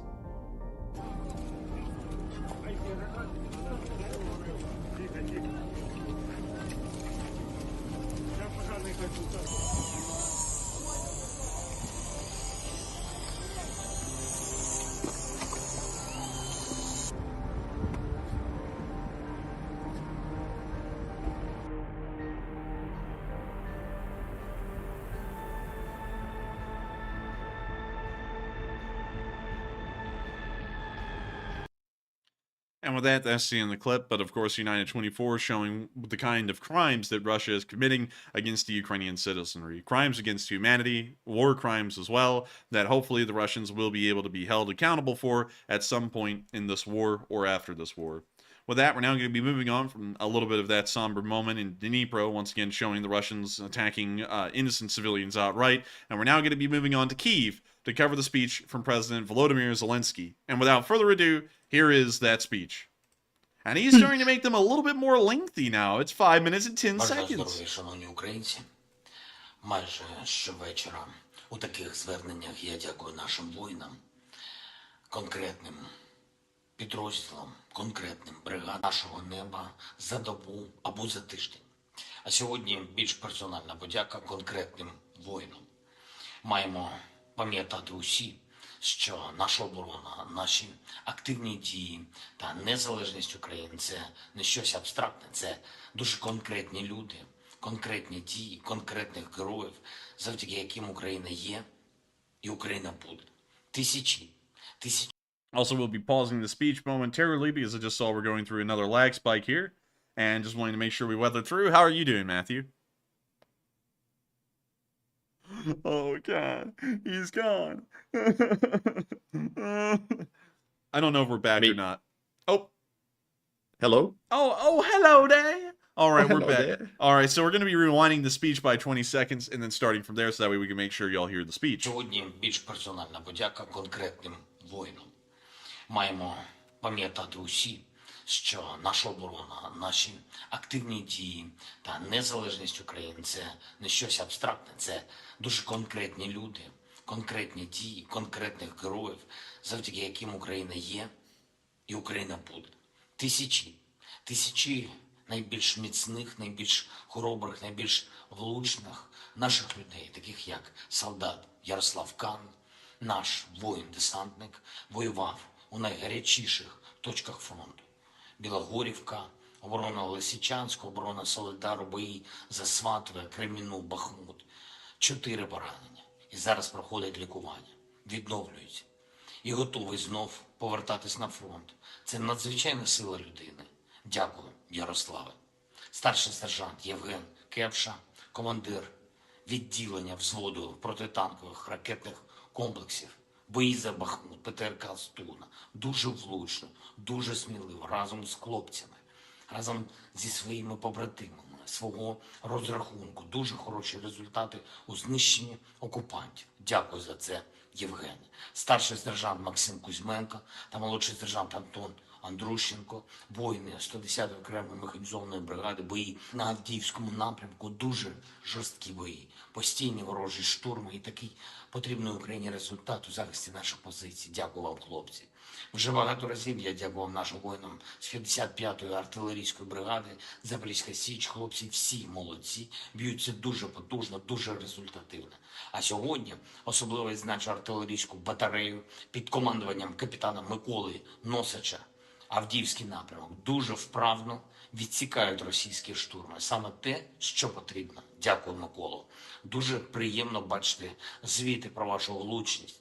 Воїни нашої 128-ї окремої гірсько-штурмової Закарпатської бригади, командир дивізіону підполковник Олександр Гладиш, командир батареї капітан Ростислав Кметь, командир взводу, старший лейтенант Олександр Щитіков, командир гармати, молодший сержант Олександр Криштепюк, старший навідник, старший солдат Ярослав Нюл, артилерійські розрахунки. Завжди результативні. Дякую вам, воїни. Наша славетна 35-та окрема бригада морської піхоти імені контрадмірала Михайла Остроградського. За підсумками майже кожного дня боїв хлопці заслуговують на подяку. А сьогодні я хочу відзначити окремо увесь перший батальйон морпіхів бригади. Дякую кожному з вас, хлопці. Ваша міцність – це приклад для всіх. І захисники нашого неба, такі як солдат Анатолій Павленко, нацгвардієць, зенітно-ракетний дивізіон «Буревій», хлопці, які вміють надзвичайно влучно збивати російські ракети і за допомогою просто ПЗРК «Ігла». Дякую за цю влучність. Зазвичай ми дякуємо воїнам, які обороняють наші міста від російського терору за допомогою потужних систем ППО «Петріотів», «Насамсів», «Айрісів», інших.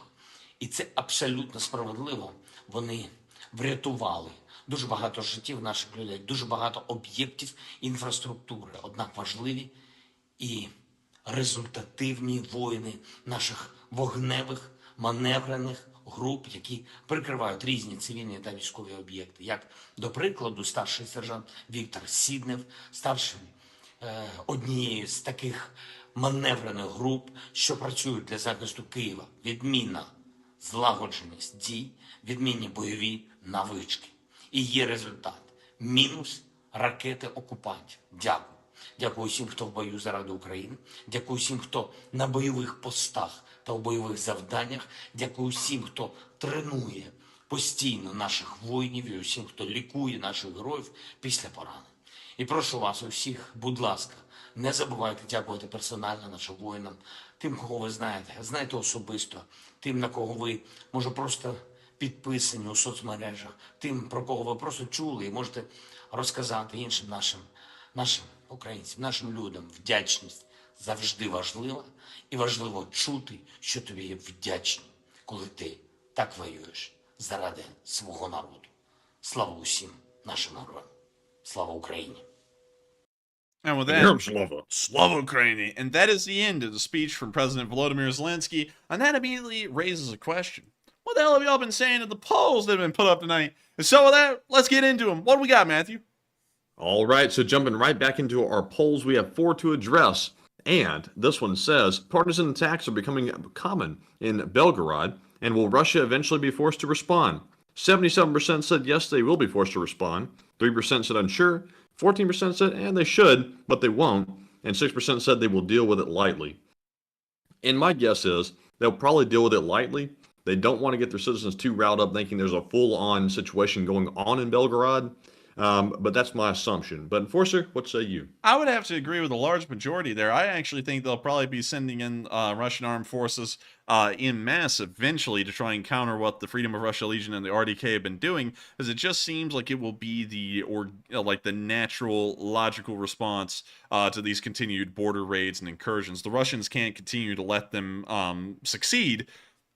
Because if they do, that means that they'll be further compelled to try and reach even further and do even more the next time. And so with that, I hope that does address that one fairly well. And with that, we are on to the next one. And also, why?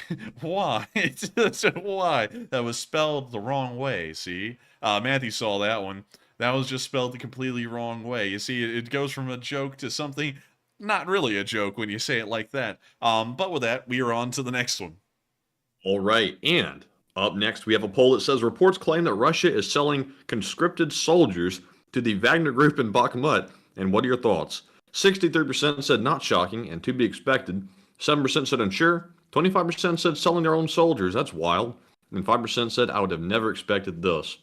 And I'm with the 25%. I'm somewhat shocked that they're selling soldiers. They're selling them for a whopping cost of $310 a piece to Wagner. And considering Wagner has a very bad recruiting problem, I'm sure they love that. But very interesting and very odd. But Enforcer, what say you? What the hell? I know, it's just hilarious. $310 a piece for one Russian soldier. That is hilarious, honestly. That actually makes me laugh.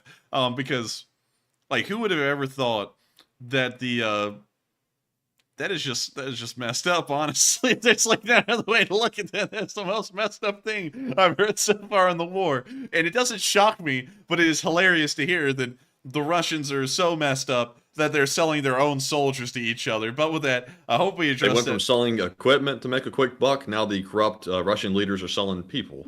They sit there. We want to buy ammunition. I have no more ammunition. What do you have? Looks over at the assistant quartermaster. What? Him. What? $310. $310 for him. And he said, "You're trying to sell me?" And the quartermaster said, "Yes, please. We'll sell you. $310 for him. Take him or leave him." And then Too much money. He's not skilled. Then Prigozhin came in and said, "You can wax my nutsack head, blade. I buy." Wow. But anyways, with that, I hope we addressed that one fairly well. That is not shocking, but that is hilarious. And with that, we are on to the next one. And the next poll says Russia claims it's open to negotiation in the Ukraine war and should Ukraine entertain talks to appease international donors. It looks like 52% said, nah, don't talk, just fight. 25% said Ukraine should at least entertain the talks. 5% said unsure, and 18% said, they could, but it's not necessary. And I'm with the 18%. I think that they could. It's not necessarily necessary, but it may be a wiser thing to do considering they do have a lot of international donors that probably would want them to talk. Nobody's asking them to give up their land, but you could at least make the appearance that you're going to the negotiating table instead of completely shutting off talks whatsoever. It's very unlikely, even if they went to the table, that they'd actually come up with an actual deal that anybody's going to agree to, but it's the gesture that counts. But Enforcer, what say you? I would have to honestly agree with that. It's perfectly fine to go to the negotiating table. Just because you go there doesn't mean you have to give something away. You can just hear them talk and then go, that's stupid, and then just walk away. So I'd say it really wouldn't hurt anything for them to go to the negotiating table right now, considering that once again the Russians are saying they're willing to talk. We of course know their demands will be that the Ukrainians give up their arms and then begin peace talks pretty much from unconditionally surrendering, which means there would be no peace talks, but I still think it would be worth a shot. So with that, I hope that addresses that one fairly well. We're on to the next one. All right, and our last poll says the U.S. has failed to proactively build Ukraine's air superiority against Russia, and why is this the case? 45% said the U.S. is only focused on draining Russia, 26% said unsure, undecided, or other, 20% said the U.S. is not to blame for this, and 10% said the U.S. doesn't trust Ukraine. And for me, I will say that it would have been really nice if the U.S. would have been proactive and helped Ukraine build up their air superiority, so that way they can combat Russia and to make sure this counteroffensive will be a certain success. One thing, though, is I don't think Ukraine should fall for the trap of blaming the U.S. If the counteroffensive doesn't go exactly the way they want it because they didn't have those F-16s. Because the U.S. has been very generous, and you don't want to bite the hand that feeds you. But it would have been nice if they'd have had those jets right now. But Enforcer, what say you? It would be nice if they did have those jets, but I would have to say that the U.S. support has been grand. It's been somewhere around $80 billion right now, I believe, across all of our support packages, and that is more than the annual Russian Federation military budget. So I would say that no, not yet. Well, we're back on. No, not yet. Well, we're back on. OBS's in finally. So, hey, man, I gotta tell you, man. 1 second. I hate to say this in front of our viewers here, but I gotta say it, Matthew. Man, this shit got me. But anyways, with that, we're on to the next one. All right. So, with that being said, we are all out of poll questions. So, we're moving on to our super chat questions. And up first, let me grab one thing from the chat since it was lagging on me. I couldn't grab it. There we go. And our very first one is a very generous $33 super chat from Hal Rose. He says, Enforcer, LSA will not fail. Slava Ukraine. And thank you so much for the support. And the LSA will never fail. I know the LSA will never fail at a fundraiser, and I know the LSA will never be run off from the lag issues. The LSA has always been a group that has been able to go through thick and thin. We went through the night of lags on day 116. We've gone through a million things together as a channel. And I know that one thing's for certain, the Lee Spring Army will perform tomorrow, and we will pass $1 million raised. We'll be the first channel on YouTube, except for Mr. Beast will be. He's probably the only other one who's been able to out support us, because I know he's sent like millions over there, at least 3 million. So he does the beast. Yeah, but he is the beast, and he's also like the biggest channel on YouTube. So, that would make sense for him to obviously outdo us in that regard. And who knows how much more support he's dedicated beyond 3 million. But the LSA will never fail. I know they won't, because we have fundraised so far more than I think any other YouTube channel has that has fundraised for Ukraine. And I know that tomorrow we'll be the first one for sure to have ever passed $1 million raised in support of Ukraine. Nobody else has ever come close. Nobody that I know of has come close. I think some channels have ended up raising like 100,000 or maybe 200,000 total, but nobody has gotten even up close to around the 900,000s or even close to $1 million, where you can actually touch $1 million. And so I know that tomorrow we're going to be blowing this fundraiser away, and the Lee Spring Army will not fail. The Lee Spring Army will hold, and the Lee Spring Army will win. And so with that, I hope that does address that fairly well. And also, in case if we haven't explained this, after that fundraiser succeeds, because I know that it most likely will, without a doubt, we are pretty much going to be having like a week of channel festivities. There's going to be special merch drops. There's going to be all kinds of cool stuff that we do on the stream. Probably going to be coming up with stuff to give away. It's probably not going to be new stuff that we have. Maybe just giving away stuff I have. That's pretty neat. Stuff like that. Now, if we cannot do a live podcast format tomorrow on the Sunday fundraiser, I will be seeing if we can do a live podcast maybe once or twice in the week afterwards, because it's going to be a celebratory week for certain, no doubt about it. But with that, thank you so much once again for support. The Lee Spring Army will not fail. I'm certain of that. And thank you so much once again for support and helping this channel to keep on running and having unwavering faith in the Lee Spring Army. And with that, we are on to the next one. And thank you so much once again for helping this channel to keep on running.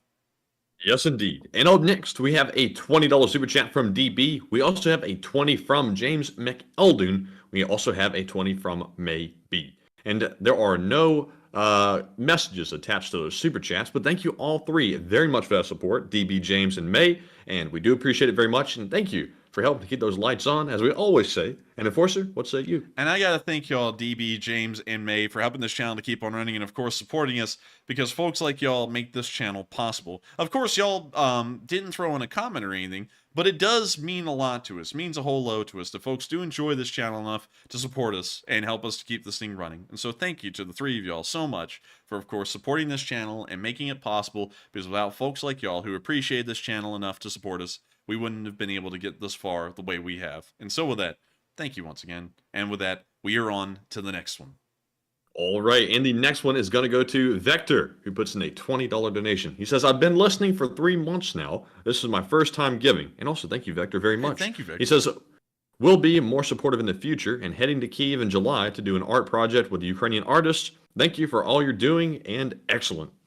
And thank you so much, Vector, for supporting this channel and for supporting it for the first time. That is usually a hurdle that some people are kind of apprehensive about, is supporting a new channel, especially through a super chat, because it's a lot more hands-on for viewers than, say, like a sponsorship or an ad that runs before the video. People actually have to decide whether they want to support this channel or not. And I thank you for appreciating this channel enough to find it worthwhile to support. That means a lot to us, and I got to thank you so much for supporting this channel and helping us to keep this thing running. And also, really cool to hear that you'll be going to Kyiv here soon and doing a art project with Ukrainian artists. Now, that is really neat. And if you ever wanted to show us what that art project is,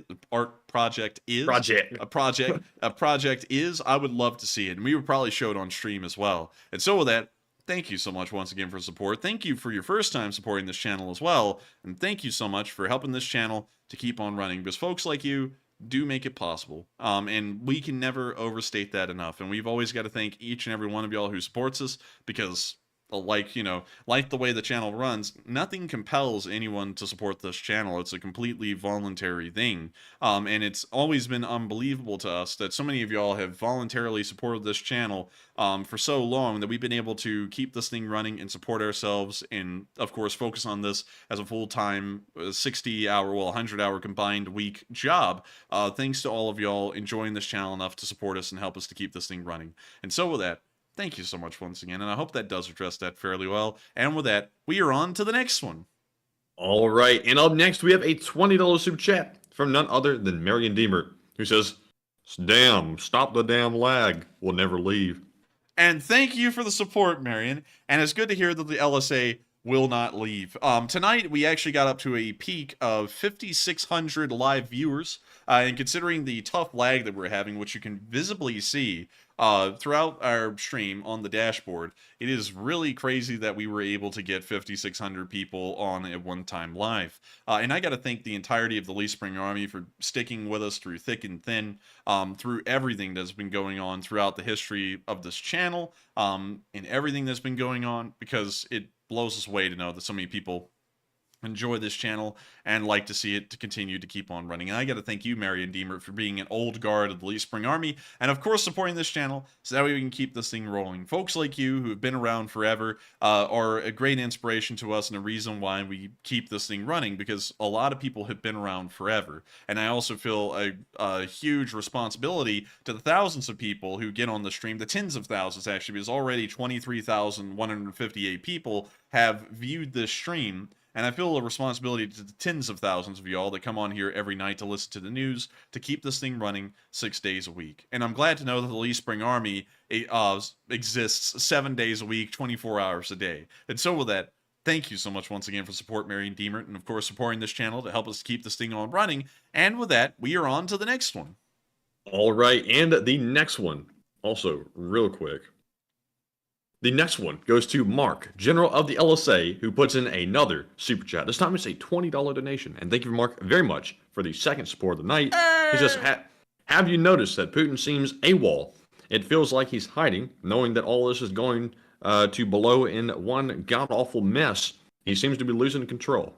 I would say it does seem that he's losing control, and we're starting to visibly see him far less than even some of the other parts of the war where he really wasn't around. And so I would certainly agree. It does seem as though he's going AWOL, and he may be realizing that government control is beginning to slip and kind of wane. And so it's becoming very hard for him to kind of keep the whole thing going. But with that, I thank you so much once again for the support, and I hope that does address that fairly well, Mark, because I would agree with you. I think he is probably going AWOL at this point and is kind of hiding, and who needs a bunker president? That's why the Russians ought to vote for Nutsack. And so with that... Yeah. Yeah. Shoigu! Это надо пропасно! And with that, we are on to the next one. Thank you once again for the support, Mark, and of course, helping this channel to keep on running. Prigozhin will solve all the problems that Russia's having. I just know that for a fact. He's real level-headed. He's not emotional at all. No. He's Internet goblins here. Hey, there we go, dude. They said, all right, take it easy. Like the little goblins running the hamster wheel inside the computer. They're like, okay, turn on the internet again. But anyways, with that, I thank you so much once again for the support and helping this channel to keep on running. I hope we addressed that fairly well, and hopefully we can keep the internet goblins in line so that way they keep on spinning the hamster wheel inside of the computer or wherever the hell this hamster wheel is, so that way the connectivity will keep on going, because the lag attacks are obnoxious and very tiresome at this point. And so with that, thank you so much once again. I hope we addressed that fairly well, and with that, we are on to the next one. And the next one goes to Hoodoo Texas, who puts in a $20 donation. And thank you very much, Hoodoo, for that support. He says, take a live chat question. Take a live chat? Yes. Yes, we will. And I thank you so much for the support, Hoodoo Texas. Once again, another old guard of the Lee Spring Army. And I got to thank you so much once again for the support and helping this channel to keep on running, because folks like you make this thing possible. And if it wasn't for folks like you, Hoodoo Texas, who have been around for an incredibly long time, we wouldn't be where we are today. And so thank you so much once again for being an integral member of this Lee Spring Army. And without further ado, let's make sure to get that live chat. And the live chat goes to Value Radar, who says, do you think NATO or the USA are trying to have or have ever tried to assassinate Putin? I don't think they've ever actively tried, because I'm sure if we actively tried, we probably would get them. But I'm sure there's someone out there somewhere from some organization that's kind of loosely affiliated with the United States that is probably trying to kill Putin. But it's not like an active kind of mission thing where, you know, it's like we must kill Putin immediately. Because if we wanted to, we would. Security around government officials, especially very high up government officials, while it looks great on paper, it has a lot of holes in it. You know, just look at everyone who's ever been assassinated in history. They had massive entourages of bodyguards around them and security, and it never really helped them out a lot. So with that, I hope that does address that fairly well, and I thank you so much once again, Hoodoo Texas, for sponsoring that live chat, and I hope we answered that one fairly well. And with that, we are on to the next one. And up next, big shout out to Super Bonker 9000, who puts in a $20 donation, along with Carla Thomas, who also puts in the 20, and Daniel Murray, who puts in a 10. And once again, thank you all three for the support. Sadly, no comments to address, but Enforcer, what say you? And I gotta thank you all so much once again for the support. And of course, y'all didn't leave comments, but the support does. Yes, of course. Yes, quiet. I'm just going to smoke a nice nothing over here because we don't smoke, and I'm going to just sit here and wait out the lag. Dreadful. Goodness, you sounded like a monster. Quick, let's go back to the replay. The replay. Nothing over here because we don't smoke, and I'm going to just sit here and wait out the lag. I don't know what the hell that was supposed to be, Matthew. I don't know what that was supposed to be. That was a sound of insanity, because this lag is driving me up the wall. I've got to tell you, it's driving me up the wall, to be honest with y'all. I'm sorry, you know, I mean, we try and keep trucking and everything, but as much as aggravating as the lag is for y'all, it's probably far more aggravating for us, really. We just try and, you know, not really let it phase us much. And we haven't been letting it phase us much, but this has been going on for a week and a half now, and it has no signs of stopping, and it is incredibly tiresome. It's very tiresome to us, really. And it makes running a stream torture, because I have to try and keep my my train of thought very focused to be able to try and get the news out well, to answer questions and everything else. And then when I'm having to worry about whether y'all can hear me or not, because the stream may be completely disconnected or not, my plate, which then distracts from everything else. So it's very tiresome for us, you know. So once again, I do apologize. But to get back to what we were saying before the lag hit, and if it's hitting again, I'd be damned, it is hitting again. Oh my god. Oh man, I'm telling you, I get no respect around here. Oh man, but I'm telling you, some people are really going to be getting no respect. I'm telling you. Oh man, I'm telling you. Some people are about to be having some people are about to be having something bad happen to them. Oh man, bad, real bad. Oh man, I'm telling you. But anyways, with that, hopefully we are back again, and I want to thank y'all so much once again. Also, interesting to see the return of Super Bonker 9000. We haven't seen Super Bonker 9000 in a little bit. feel like we might still be lagging. No, we're not. But I gotta say, welcome back, Super Bunker 9000. We don't know where you've been, but I hope you've been having a good time nonetheless. And thank you so much for returning and supporting this channel to help us to keep this thing running. And so with that, hope that does address that fairly well. Thank you so much once again for the support. And with that, we are on to the next one. And thank you all, once again, all of y'all who we just called out for supporting this channel and helping us to keep it rolling. Y'all didn't leave a comment, but the support does say a lot. And so with that, we're on to the next one. And I just gotta say that Jack Vincent said, "Don't let the lag break you, bro." I gotta And tell don't you, worry, we won't. I gotta tell you, man. You don't know what kind of pain I go through, man. All the anxiety I go through, man. It's terrible. It's terrible, man. We're just so tired of it. But don't worry, it'll all end soon. It'll end real soon. But anyways, with that, we are on to the next one. And also, it appears, once again, Matthew, they're coming back. They're coming back. I have a feeling they're not going to be laughing much for much longer, but they are back nonetheless. So with that, we're on to the next one. And the next one goes to Daniel Murray, who puts in a $10 super chat and says, "Duh, I forgot my message. So fundraising is approaching $1 million. How much has super chat raised for the Enforcer channel?" And I think that is private info. And I thank you for the support, but that is private info. And here's how we look at it. You know, take it for what you will.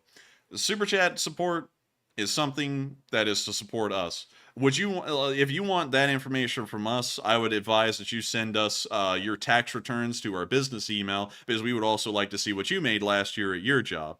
That's how we look at that. If you support this channel, you're deciding to support this thing entirely because you want to. There's no other way that we're supported. We're not supported through sponsorships. We're not supported through ads. We're only supported through super chats. If you want to know that, you can sit there and go through every single stream that we ever run and add together all of the super chats over the course of 3 hours, and then multiply that by 0.7, and you'll get the total of how much we make in a night.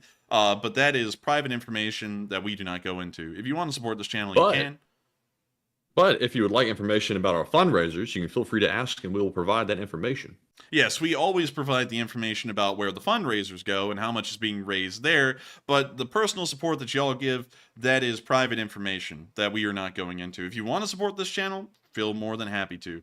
You get to decide how much you support it, like you did right there. But getting to know everyone who's supported this channel and how much we've been supported, that's something we do not go into. That's private financial information, and if you want to let us, if you want that information disclosed to you, then I'd suggest giving your tax returns and tax information to us, so that way we can take a look at yours. And so with that, to release your tax returns bigly.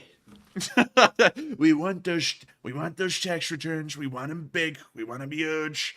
We want them great. And I don't, and I've We'll release the tax returns when the audit is over. And I gotta be honest. I gotta be honest. What's interesting about that question is I know why it's being asked. And you know why, Matthew. We all know why. Yeah, and they sat there and thought, oh, I'm gonna be really smart and throw in a super chat to you how much they've made off of the war. Ever. I don't think they ever have. So with that, I hope that does address that fairly well. And we are on to the next one. And I think we're lagging again. All right. And yes, we were. We were lagging a tad. All right. And so with that, and also, to put something out there, because I just saw someone say it in the live chat.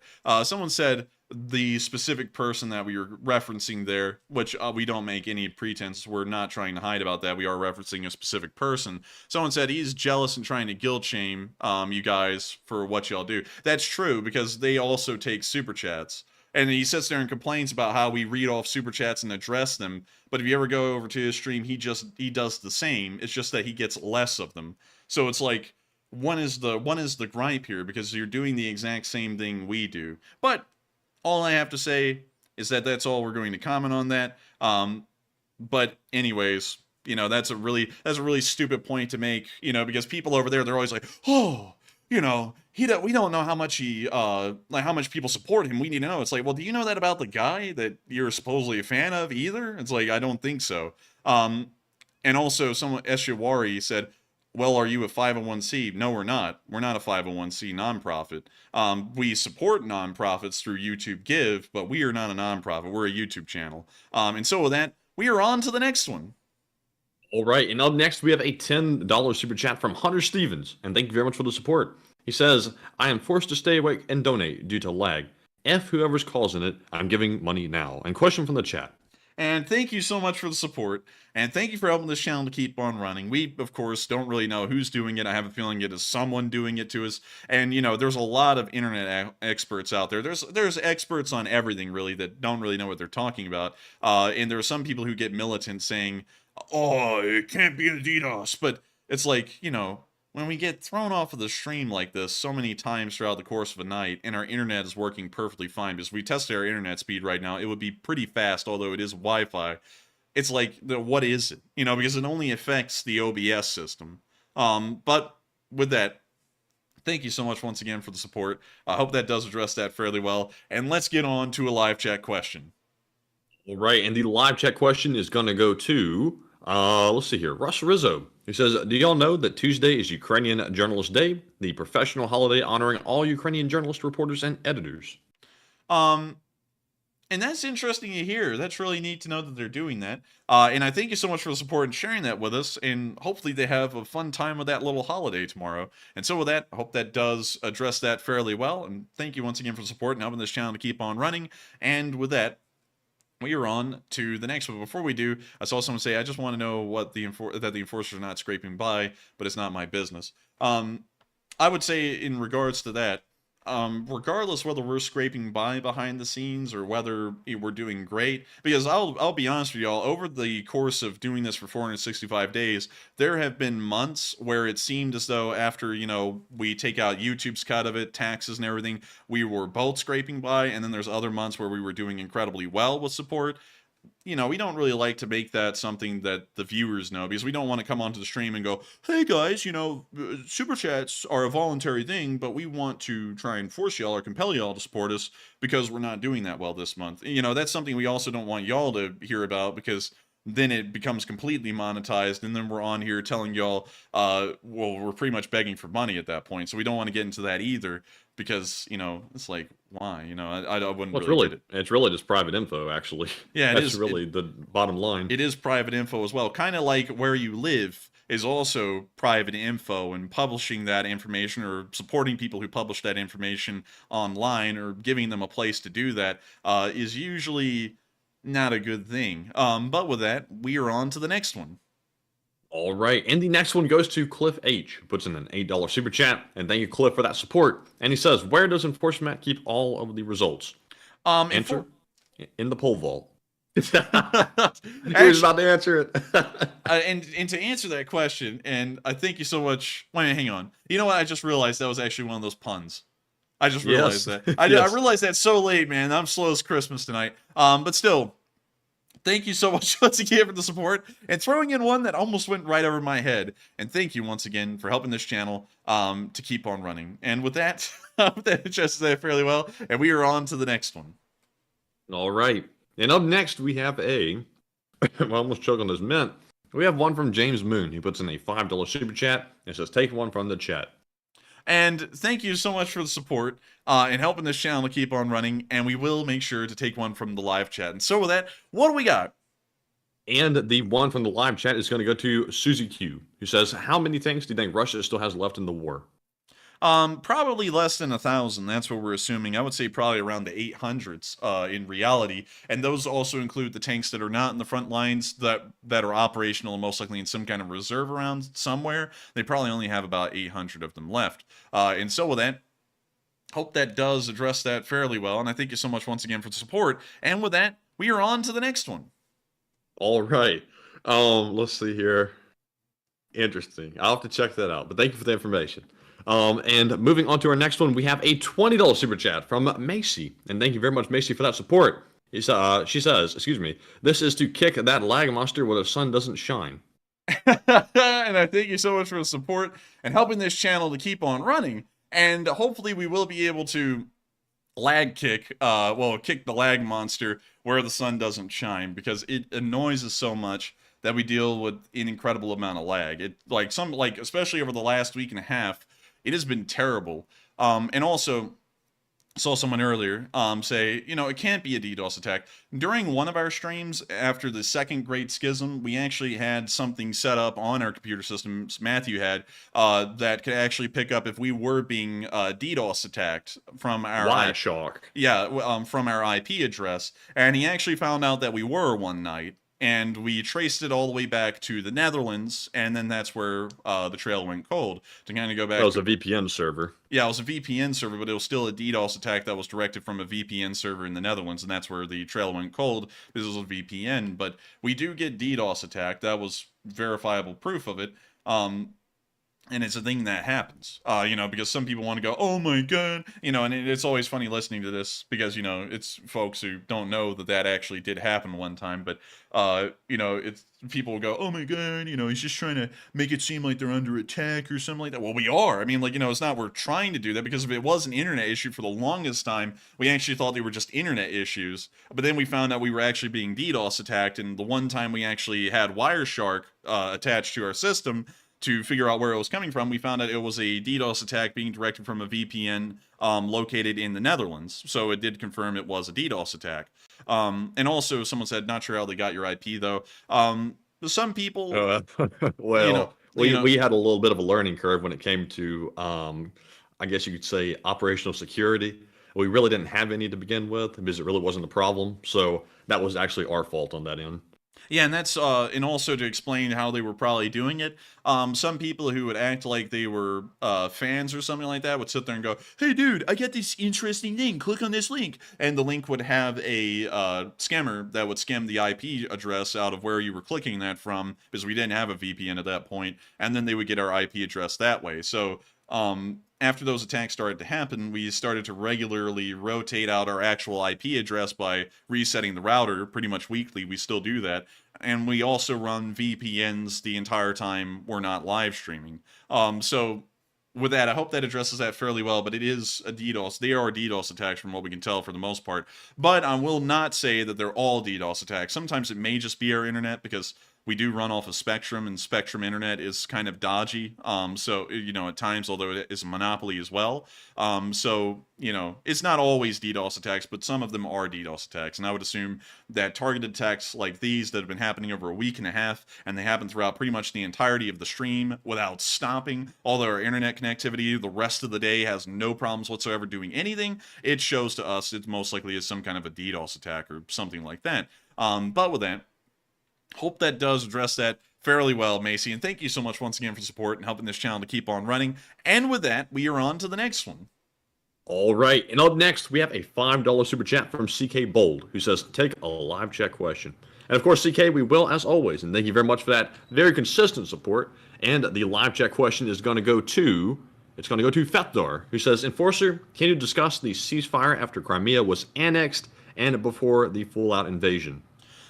So the ceasefire that I believe you're talking about was the Minsk agreement from 2016, because up until 2016, there was actually constant fighting going on in the Donbass. However, there wasn't any going on in Crimea because Ukraine didn't really have cemented Western support at that point, so they were kind of scared of trying to push into what the Russians were calling their territory at that point and trying to retake it, because they would be going up directly against the Russian army, and they would look like, although they weren't really instigators in that conflict, they may look like instigators. But in the Donbass, they tried to push back the DPR and LPR as far back as they could, and they actually did fairly well at that, because the DPR and the LPR actually controlled the entirety of the Donetsk and Luhansk republics. Well, the Donetsk and Luhansk, a pretty big area, the entire area up here in red, and this entire area down here that the Ukrainians still control, all the way down to Mariupol, and then the Ukrainians pushed them back over the next 2 years into the area they were at right there. The Minsk agreement happened because the lines, once they reached these areas, started to solidify around late 2015, and they didn't really move anymore, no matter how much both sides tried to push, and so they decided to try and come up with a ceasefire agreement. The thing was is that the ceasefire agreement wasn't that good because both sides would end up violating the ceasefire at times. Of course, the Russians claimed that the Ukrainians were firing on citizens in the Donbass, which is not true. They were firing at DPR and LPR positions in the Donbass and hitting them and usually taking them out. And so was the DPR, the LPR, and the Russian army as well, doing the same thing to the Ukrainians. So it was a very uneasy ceasefire from 2016 up till 2022, and that's kind of the entire lay of the land as far as all that goes in a nutshell. And so with that, thank you so much once again for the support, and I hope that does address that fairly well. And with that, we are on to the next one. All right, and the next one goes to Troll Clapper, who puts in a $5 super chat and says the joke that Russia is the second best army in Ukraine must stop. Number 1 is Ukraine, number 2 is Salvation Army, and number 3, Army Ants, number 4, Army of Toads, aka Group of Toads, and number 5, Russian Army. Well, thank you for the support and helping this channel keep on running. And I'd have to agree with you. I guess they're the 5th best army in Ukraine now, behind everyone else, including the Salvation Army, which I don't even think is in Ukraine. But thank you so much once again for the support. I hope that does address that fairly well. And they're so bad that they're even worse than the Salvation Army in Ukraine. And I don't even think the Salvation Army is in Ukraine. And that's how bad they are. And so with that, we are on to the next one. And thank you so much once again for helping this channel to keep on running and, of course, supporting us to make this thing possible. And with that, we are on to the next one. All right, and the next one goes to Joseph M. Sika, who puts in a $5 super chat. And thank you, Joseph, very much for that support, and it's good to see you once again. He says, I'm pretty sure the U.S. gave them these, which takes 30 minutes to set up. And he puts in a link. And I thank you for the support. Very interesting to hear, and thank you for sharing that info. And sadly, I don't think we'll be able to look at that link at this moment, but we will try and look at it after the stream, hopefully. And so with that, thank you so much once again for support. Thank you for sharing that information with us as well. And with that, we are on to the next one. All right, and the next one goes to Margaret Hemsley, who puts in a $5 super chat. And Margaret says, the immaturity of anyone who would DDoS is greater than the years of your ages. You don't need to read out if you don't want, and take a live chat, please. And I thank you for the support. And I would agree that people who DDoS attack are just lame, sad losers. I don't know why people would do that. It's also in the United States a crime. It's a cyber crime to do, and you can get prison time for doing something like that if you're found guilty of the crime. I don't know why people do it. But nonetheless, it appears we're still being DDoS attacked even right now.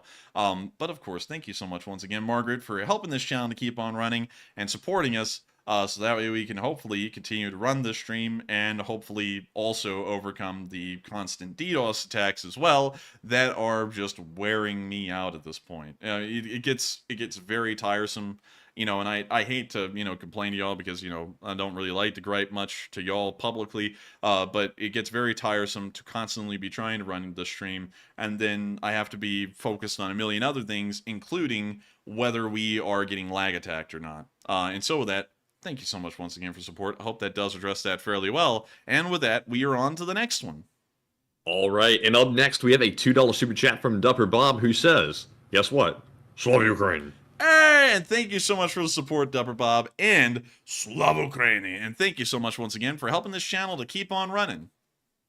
Hopefully soon. Probably never. Probably never. Probably never, but I would hope soon. And so we're back now, finally. Sorry about that, y'all. Sorry about the lag. But with that, I hope that does address that fairly well. Thank you so much once again for support. And with that, we are on to the next one. All right, and up next, we have a $20 super chat, once again, from Super Bunker 9000. And thank you very much, Super Bunker, for that support. And they said, I support the stream because I enjoy it. I love people making up LSA, and I can. To the person who wants to know how much you guys get from Super Chats, mind your own business. Slava Ukraine. And I thank you so much for the support, Super Bunker, and helping this channel to keep on running. And I thank you for supporting this stream because you enjoy it. That's like the whole premise of how this channel exists.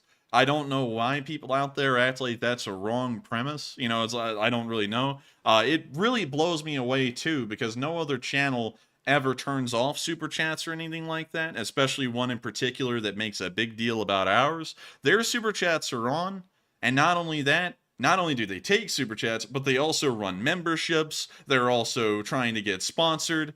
They also run ads, from what I understand. I mean, like, if there was such a thing as monetization being gravy on a biscuit, this guy's biscuits are literally in a swimming pool of gravy. I mean, like, that's the only way you could put it, because all we do to monetize this channel and make a living is super chats. That's it. We don't run ads, we don't run sponsorships, we don't actively try and find sponsors, and whenever we get an offer from a sponsor, we politely turn them down. We run this channel the way we do.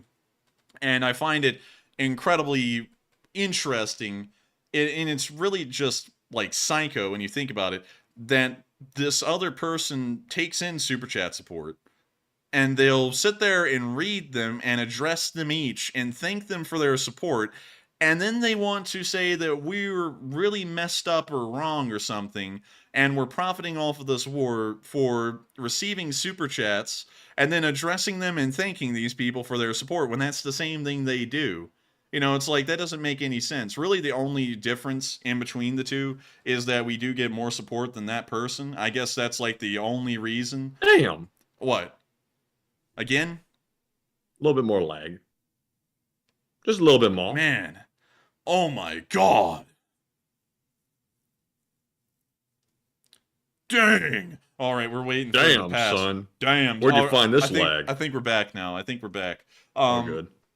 But yeah, it's tiresome. It's really tiresome. And also the stupid thing now that's so stupid and hypocritical is that this person keeps on saying, because, of course, we have people in their Discord, in their live stream, they're always telling us what they're doing and what they're saying and what their people are doing and saying. He keeps on saying this stupid line, which makes no sense. I'm going to drop it, but before I drop it, I'm going to do this. And it's like, that's just stupid, because you see, here's the thing. If y'all didn't know, their Twitter account got suspended for making harassing comments about us. One of them did. And then they got striked on YouTube.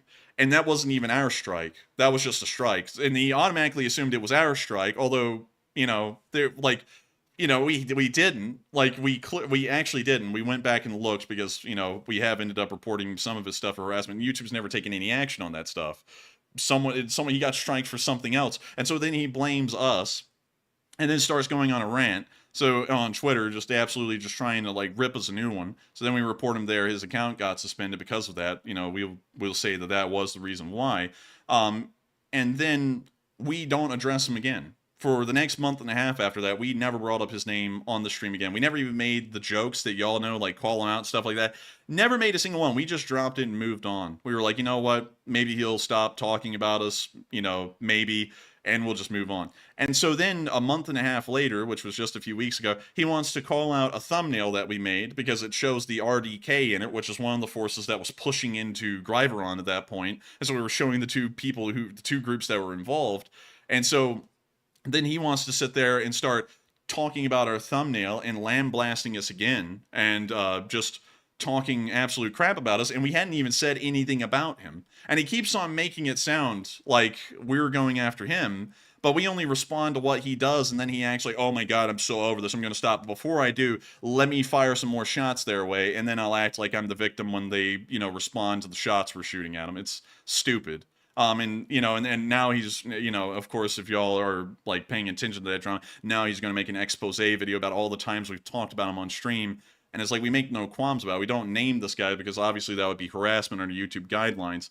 But it's like, the dude's an asshole. Obviously, we're going to respond to the guy because he won't stop the dumb shit he's doing. But anyways, with that, hope I addressed that fairly well. And I thank you so much once again for support, SuperBonker9000. And with that, we are on to the next one.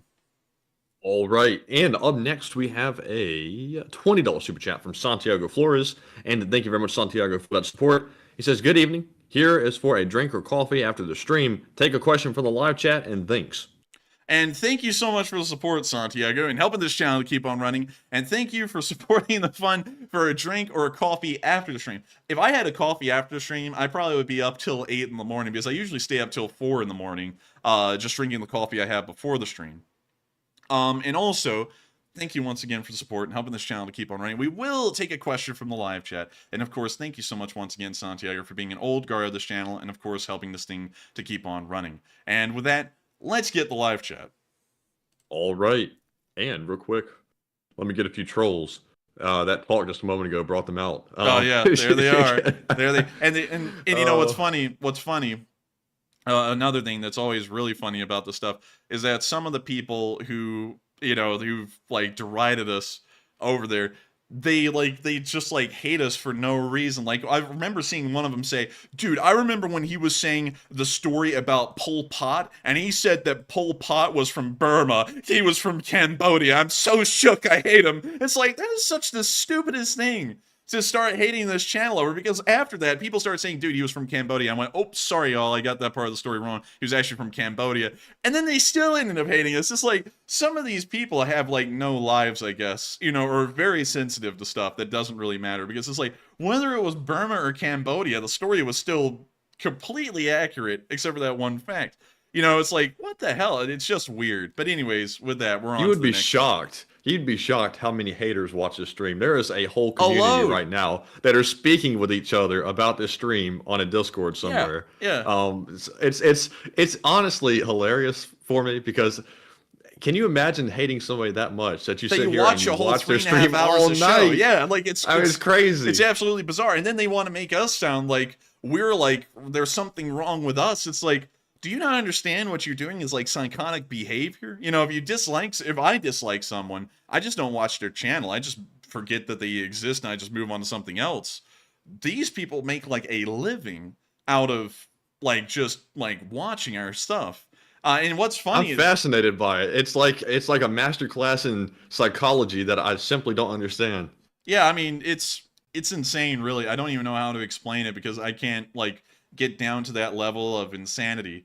And then, you know, our whole thing on this channel has been no politics whatsoever. We don't talk about politics, thing political. I mean, like, hell, they're like shooting in the dark to try and make it seem like we're in a political group or something, because we don't recognize any political group on stream.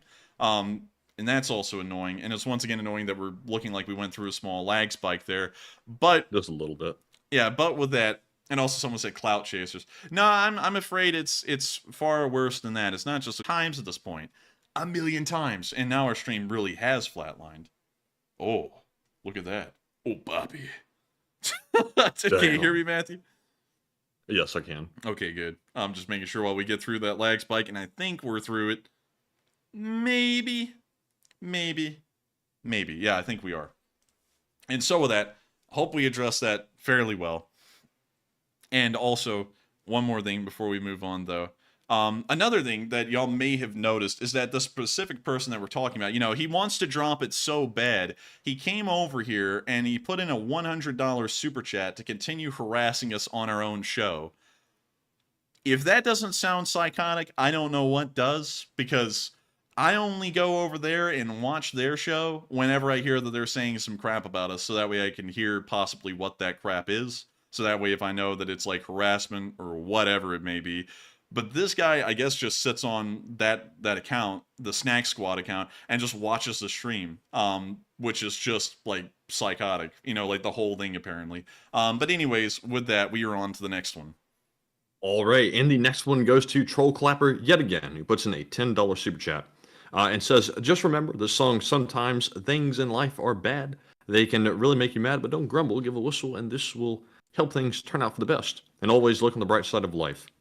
And man, wise words from Troll Clapper. Man, and Troll Clapper putting out those true words from Monty Python's A Life of Brian. And I got to thank you so much once again for the support and helping this channel to keep on running. And that's a really good song, actually. That was a pretty popular one in the UK for a little bit. And of course, the Monty Python shows are great. I love the Monty Python comedy. It's pretty good. It's pretty dry, but it's great. Like the Ministry of Silly Walks. I love that stuff, honestly. But still, thank you so much once again for the support, Troll Clapper. I hope that does address that fairly well. And thank you once again for helping this channel to keep on running. And with that, we are on to the next one. All right. And up next, we have a $10 super chat from John Webster. He says, this channel does have a sponsor. It's us, the LSA. And I thank you for the support. And that is true. Y'all are the only sponsor. And that's the way we like to keep it. Because y'all enjoy this channel. And if y'all find it worthwhile supporting, y'all do. You know, because, and let me tell you this, if you have a sponsor, you kind of get a little bit limited in what you can and can't say. Like, you know, let me put it this way. Let's say your sponsor is, let's say it's a coffee company. You know, Jet Black Blue, something like that. We'll call it that, the Jet Black Blue Coffee Company. And they have a certain set of views that this company exudes. And if you disagree with those views, you know, publicly on your own show, well, you might end up losing your income. So that's a little bit of a risky thing to have a actual sponsor. And also it starts to limit greatly what you really want to say. And that's one great thing about this channel, is that we never had to limit what we say, because y'all just support the channel. And y'all enjoy the channel enough to find it worthwhile to support. And so we don't have to count on sponsors. We don't have to count on YouTube going, this stream is a little bit too, serious, or it's showing like war stuff, so we're going to limit the AdSense. They don't do that either. We don't rely on any of that. We just rely on y'all to support the channel. And that's why it's a great way to run the channel, in my opinion, because we get to say what we want, and whether y'all enjoy this channel or not, y'all get to decide as well whether you want to support it or not. And so with that, thank you so much once again for support. I hope that does address that fairly well. And with that, we are on to the next one. And up next, big shout out to Marc-Andre Brunette, who puts in a $5 super chat, and sadly does not leave a comment. But thank you very much, Mark, for that support. And Enforcer, what say you? And I thank you so much for the support, and of course helping this channel to keep on running, because folks like you do make it possible. And so, thank you once again for the support. I hope that does address that fairly well. And with that, we are on to the next one. All right. And also, to answer the question someone asked, why don't you say the guy's name? Because we refuse to give him any free publicity. That's why we don't say his name.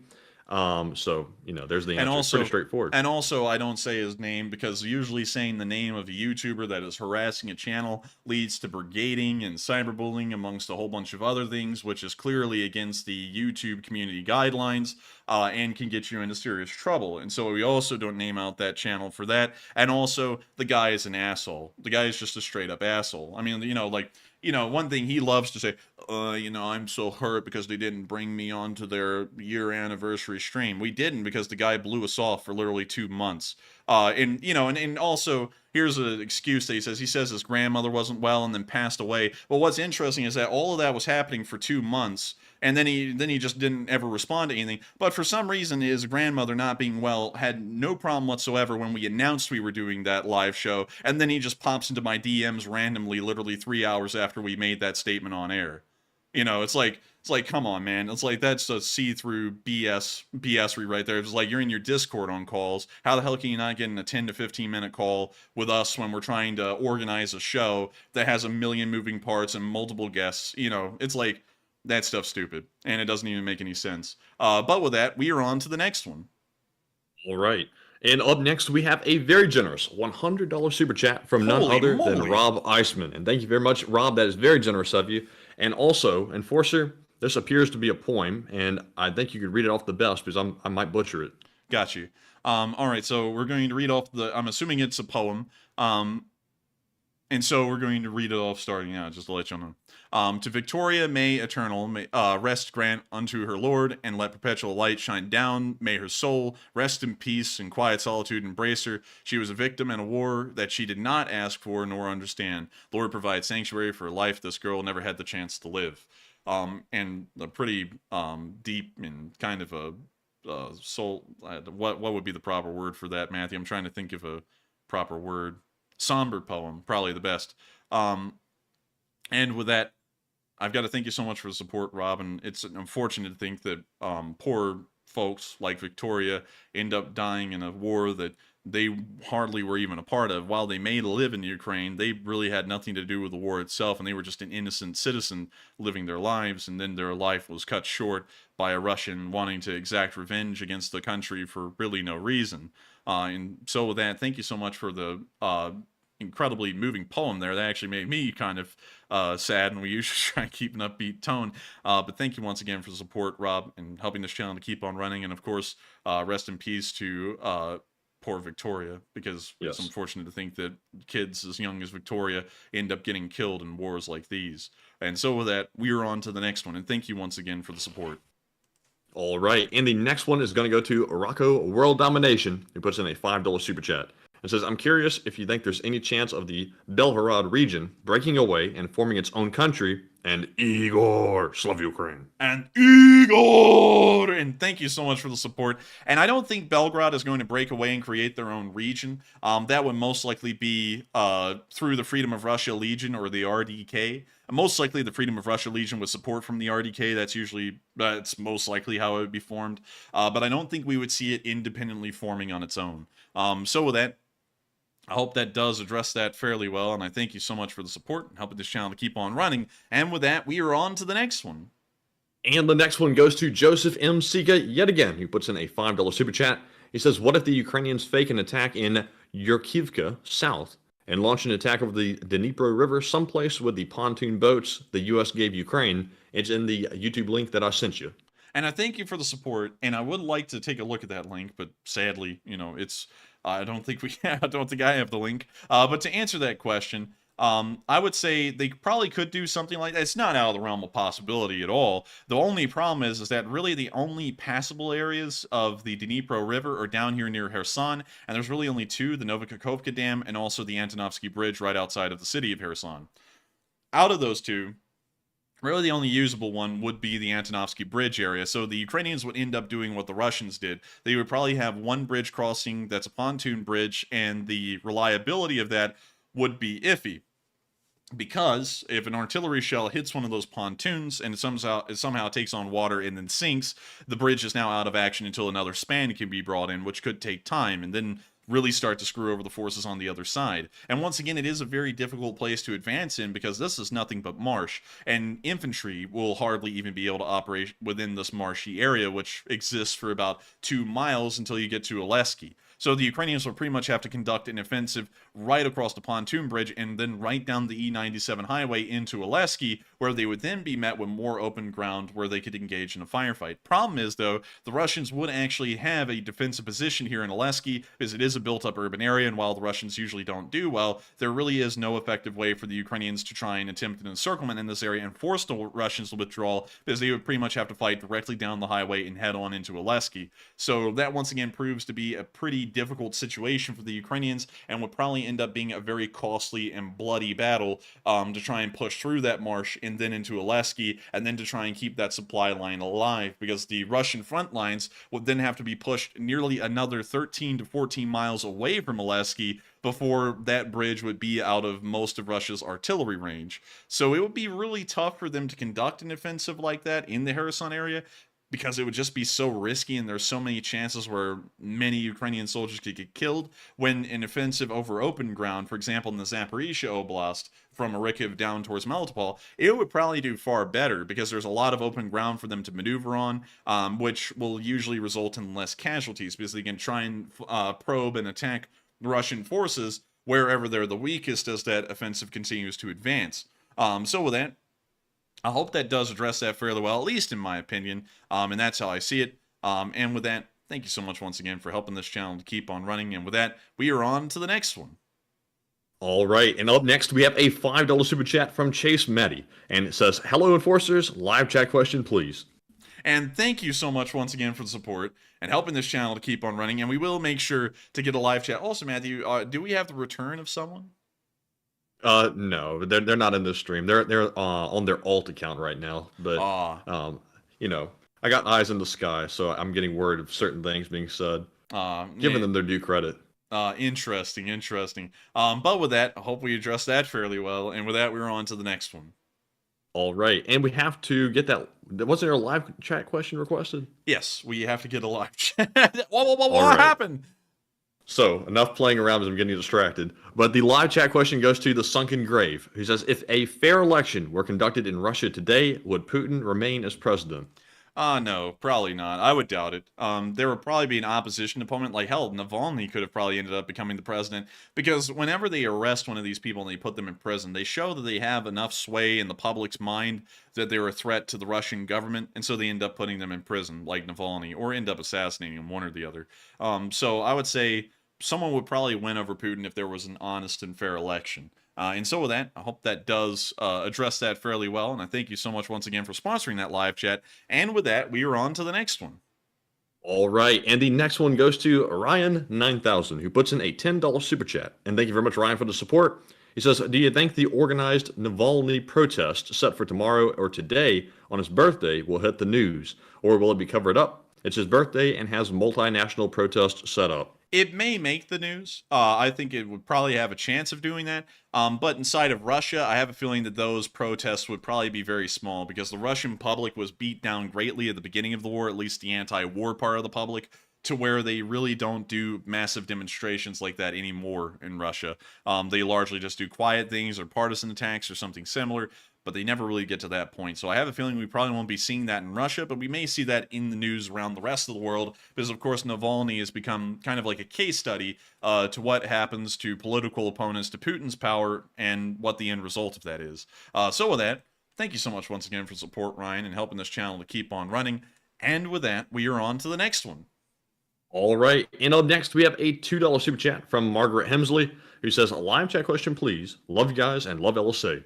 And thank you so much for the support. Thank you for loving us and the LSA. I think the LSA deserves a load of love, considering there's thousands of them, hundreds of thousands of them, and we'll make sure to get a live chat as well. And so with that, what do we got, Matthew? All right, and the live chat question is gonna go to, let's see here, Jack Vincent, who says, "How can Japan allow delivery of Suzukis to take the place of Ladas?" Interesting question. I don't really know how. I honestly had to declare ignorance on that one, because I wouldn't really know how they would do that. I don't really know how export controls work for Japan and how import controls work for Ukraine, so that way that switch could occur. So with that, I thank you once again for support. Sadly, I'd have to declare ignorance on that one, though. And with that, we are on to the next one. All right, and the next one goes to Marc-Andre Brunette, yet again, who puts in another $2 super chat. And thank you very much, Mark, for the continued support, and we appreciate it very much. And Enforcer, what say you? And I gotta thank you so much for the support and helping this channel to keep on running, because folks like you, Marc-Andre Brunette, who have been here forever, are a part of the reason why this channel has been able to keep on running. And of course, it's not just about folks supporting the channel to help it to keep rolling. Folks who just enjoy the channel, like Melissa Smith, who has LSA in their name, and people who just support this channel altogether, just cheering on the channel and the community, y'all mean a lot as well. And so with that, thank you once again for support, Marc-Andre Brunette. I hope that does address that fairly well. And with that, we are on to the next one. And thank you once again. All right, and with that being said, we're all out of super chat questions, so we're moving on to our live chat questions. And of course, up first, we have the Morse code of the stream. We have Mark Hodges, Cfay, JP's Gone Fishing, Cliff Simonson, Earl Bernew, and Paul Schultz. They said tonight's Morse cipher says, tomorrow will be the day the LSA people hit the 1 million mark. That's the sound of money. That's the sound of money. And y'all got that thing correct. Correct, I tell you, correct. And I got to thank y'all so much once again for deciphering that Morse code message on the 465th day of the war. And y'all did end up getting that just right. Hitting it right on the spot.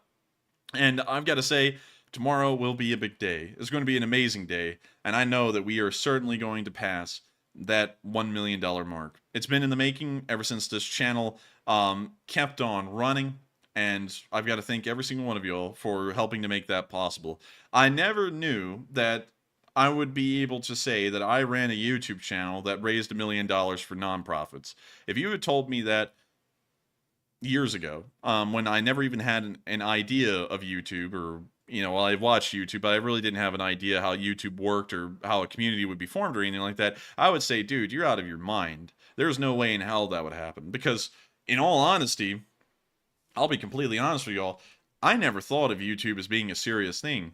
Ever, until I started doing it, and then this thing blew up. There was actually kids in school that I would sit around that would say things like, oh, I want to grow up and be a YouTuber. And I would say, dude, come on, man. Like, everyone wants to be a YouTuber. You know, you can't do that. There's nothing that would actually make progress there anyways.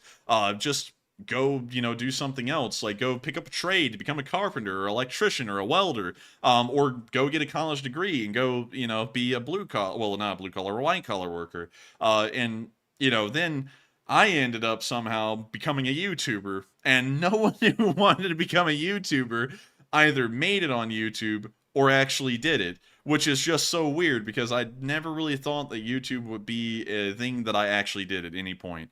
And I gotta thank all of y'all so much for making this possible for us to do as an actual job, because that's unbelievable to think that something I thought was practically impossible did become possible. And also, I've got to thank y'all for making those fundraisers possible. The LSA are the ones who blow these fundraisers sky high. Of course, you know, I put in $100, but that's only $100. Loads of y'all put in well more than $100 a single week into these fundraisers. And if it wasn't for the Lee Spring Army, who's raised $977,000 at this point, a little bit over that, we wouldn't be here talking about reaching a $1 million goal at this point. It really blows me away. I can't even really fathom that this channel has raised $1 million. And it's unbelievable to think that we'll be reaching that goal most likely tomorrow. And so with that, thank you for deciphering that Morse code message. I hope that does address it fairly well. And we're now going to be moving on into live chats. We actually got through our super chat segment fairly quickly tonight. Unbelievably. And so we're going to be moving right into the live chats. We're going to be probably answering most of them that we have in the spreadsheet. And so with that, what do we got, Matthew?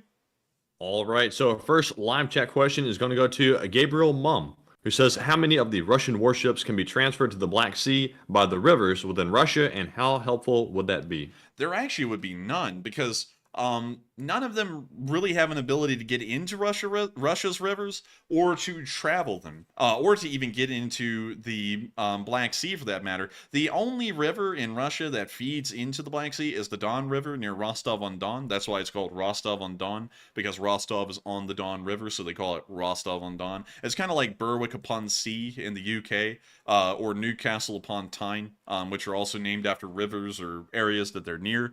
But there really would be no way for them to send Russian warships there. And on top of that, the Sea of Azov is so shallow that most of Russia's ships actually wouldn't have the, I believe it's called the Draught. If any of y'all are naval folks, correct me if I'm wrong, but I believe it's the Draught that would be too deep for them to actually travel through most of the Sea of Azov. They would most likely beach themselves as soon as they made it into the Azov. So the answer would be none. So the Black Sea Fleet is really all they have, and there's no real way to reinforce it or to bring in more forces to kind of help out the Black Sea Fleet, which is pretty much saying reinforcing in another way. And so with that, I hope that does address that fairly well. And with that, we are on to the next one.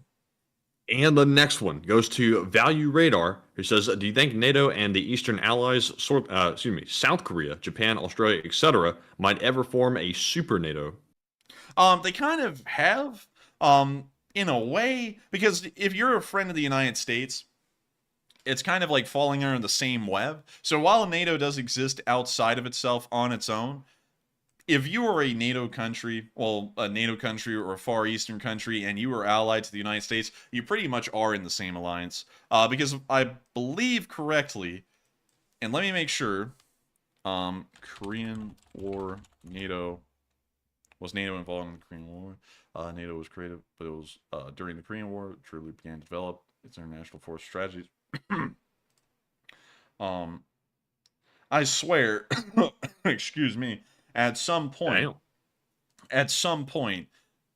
NATO actually did get involved in the Korean War as a NATO operation, I believe, if I remember it correctly. I may be wrong, so correct me if I am wrong. But if you're a friend of the United States, regardless whether you're NATO or not, you're pretty much in the same alliance, kind of a super NATO in a way. And so with that, hope that does address that fairly well. And also, it's a benefit of being the friend of the United States is that pretty much everyone else who's a friend of the United States will come gunning to help you if anything ever does happen to you. And with that, we are on to the next one. All right, and the next one goes to JDR24, who says, what's the chances of this counteroffensive popping off on the anniversary of D-Day? I mean, maybe. I would say the chances are probably low, but it would be cool if it did. I mean, not getting me wrong. If the offensive did kick off on June 6th, wouldn't that be cool? Because if you don't know, Matthew, June 6th is actually when the Normandy invasion happened. I did know that. Oh, maybe from the super chat. Well, the question perhaps. Oh, oh man, I'm telling you, I get no respect around here. But maybe it would, but it has the same probability of not happening. Because a lot of people have always said May 9th will be a day that the Russians do something big, and 2 May 9ths have passed and they've never done anything big on them. But with that, hope that does address that fairly well, and we are on to the next one. All right, and the next one goes to Plexus Gaming, who says Russia will eventually break up. How many countries do you think there will be when it does collapse? I think most of Russia will most likely stay intact. There will probably just be a few breakaway areas. I can see probably some of the Far Eastern areas breaking away, like Tanatuva, and some of the areas in the Caucasus Mountain Range, like Chechnya, Dagestan, Ingushetia, among others. But I see that most of the main part of the Russian Federation that we call the Russian Federation now would probably continue to exist well into the future because they're culturally similar throughout most of it, at least west of the Urals. East of the Urals, they do get very culturally different, but they really don't have a motivator out there, and there's also so few people living out there that they would really want to break away. So with that, I hope that does address that fairly well, at least in my opinion. And with that, we are on to the next one. And the next one goes to Brian DeLauro, who says, what if Russians abandoned their positions first? If the Russians abandon their positions first, and what is that relative to? Because I actually need to kind of know the relevance of that question. I don't know what that's actually talking about. Let's see. What if Russians abandon their positions first? The Ukrainians are definitely not going to abandon their... I'm guessing he means Wagner versus the Russian troops. I think that's what he's talking about. I would say that the Russian troops would probably abandon their position first. The Wagner may hold. So with that, I hope that does address that fairly well if we're understanding that question correctly. And with that, we are on to the next one. And the next one goes to Happy Dragon, who says, Enforcer, where in specific location do you think the major offensive will start? I think it'll, not to get into OBSEC stuff, I think it'll start somewhere on the Zaporizhian front line and then head towards Melitopol. Everyone's kind of thinking that. It's actually the most expected offensive, so that's probably not what's going to happen. It's going to be somewhere else, but that's where I think it would happen, is from the direction of Huilopol, Orikov, or Vasilivka, maybe all three of them, and they all kind of spearhead their way down towards Melitopol, splitting the front lines in two. And so with that, I hope that does address that fairly well, and we are on to the next one. And the next one goes to Aryut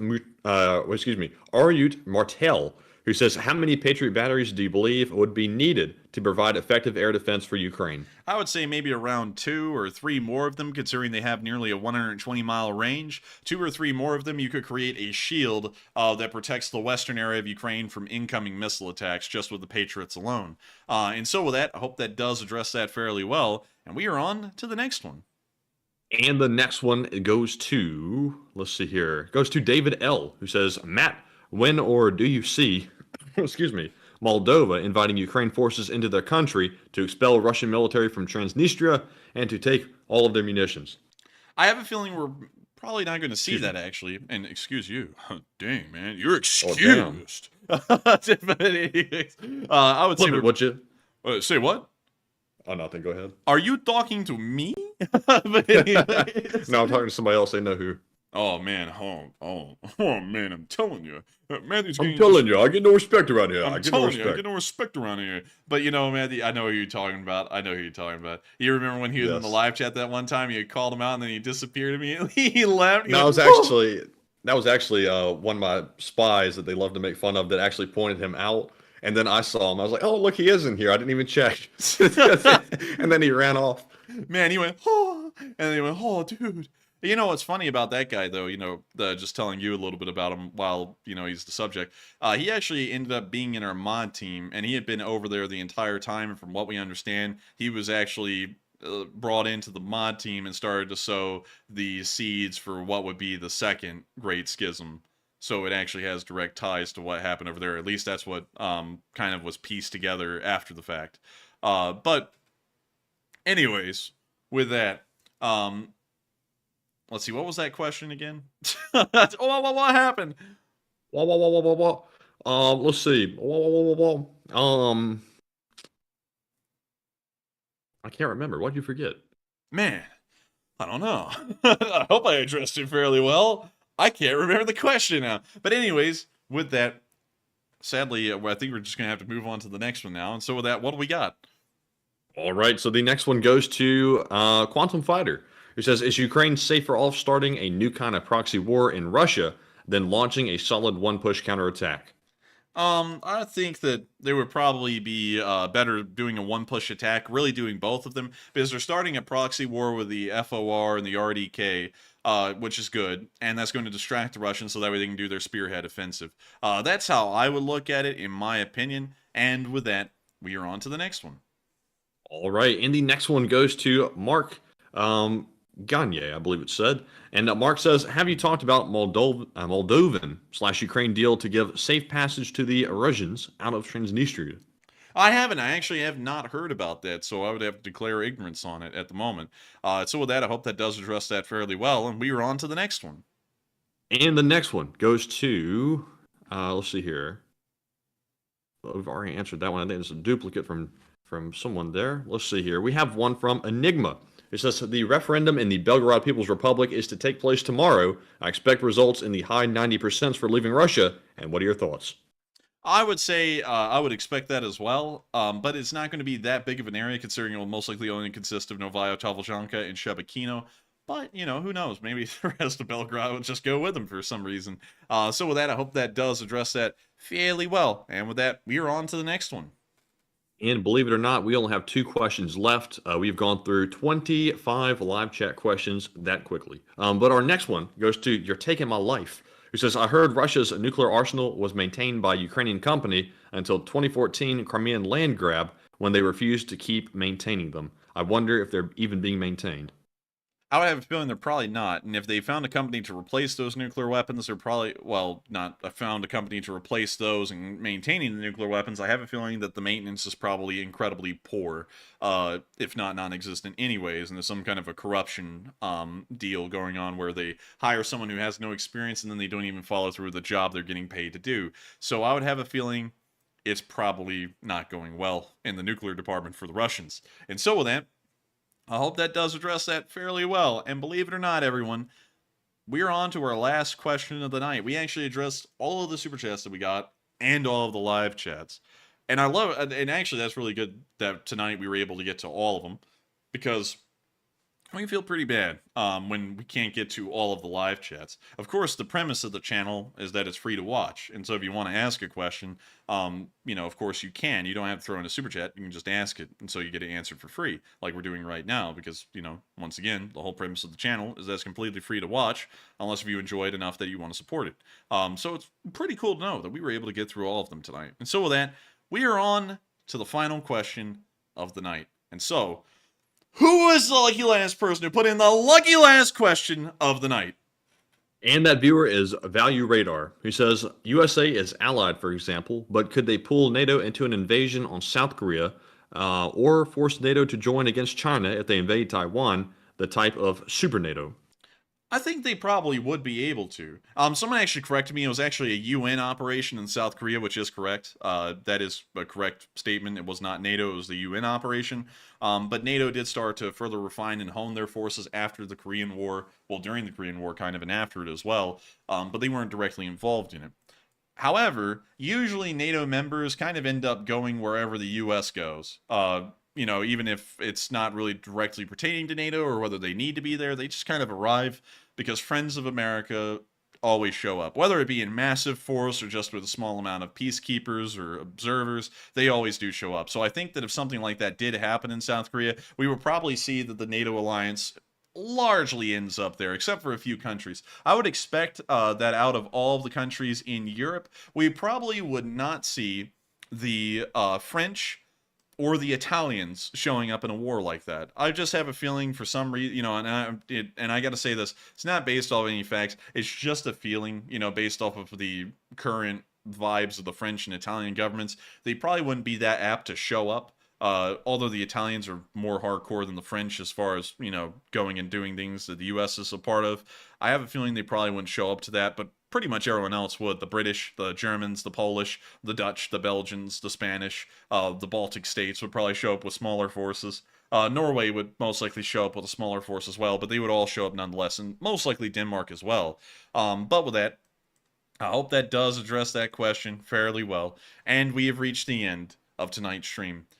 I gotta thank every single one of y'all so much once again for watching. 30,000 of y'all, at the point we're ending the stream, have watched it. And I gotta thank you all so much once again for enjoying the stream. And if y'all did enjoy it greatly, make sure to like, comment, and subscribe. We got up to 3,050 likes tonight, which is an incredibly large amount of likes.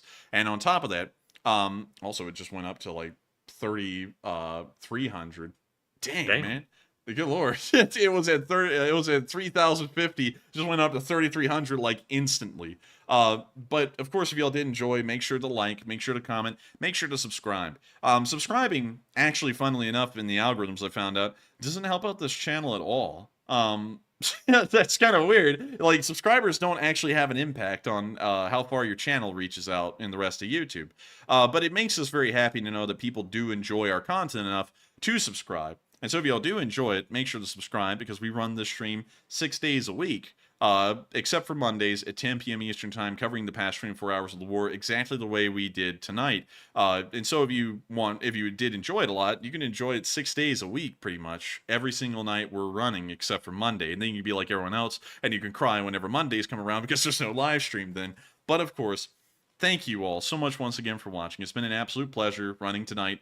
And I hope to see you all tomorrow on Sunday during our Sunday fundraiser. And actually, from the outset, I'm going to make our fundraiser goal tomorrow the exact dollar amount that would be needed to pass $1 million raised. Of course, we'll be deciding which fundraiser will be the one we run tomorrow, during tomorrow on Sunday, before the stream. So we'll let y'all know probably a few hours in advance that day in particular. So with that, thank you all so much once again for watching. Good night, good luck, stay safe, take care, Slava Ukraini, and long live the Lee Spring Army. Onwards to 1 million. And good night. Love Ukraine. And be sure to join us tomorrow for the fundraiser stream. Good night. Yes. The Lee Spring Army sends its regards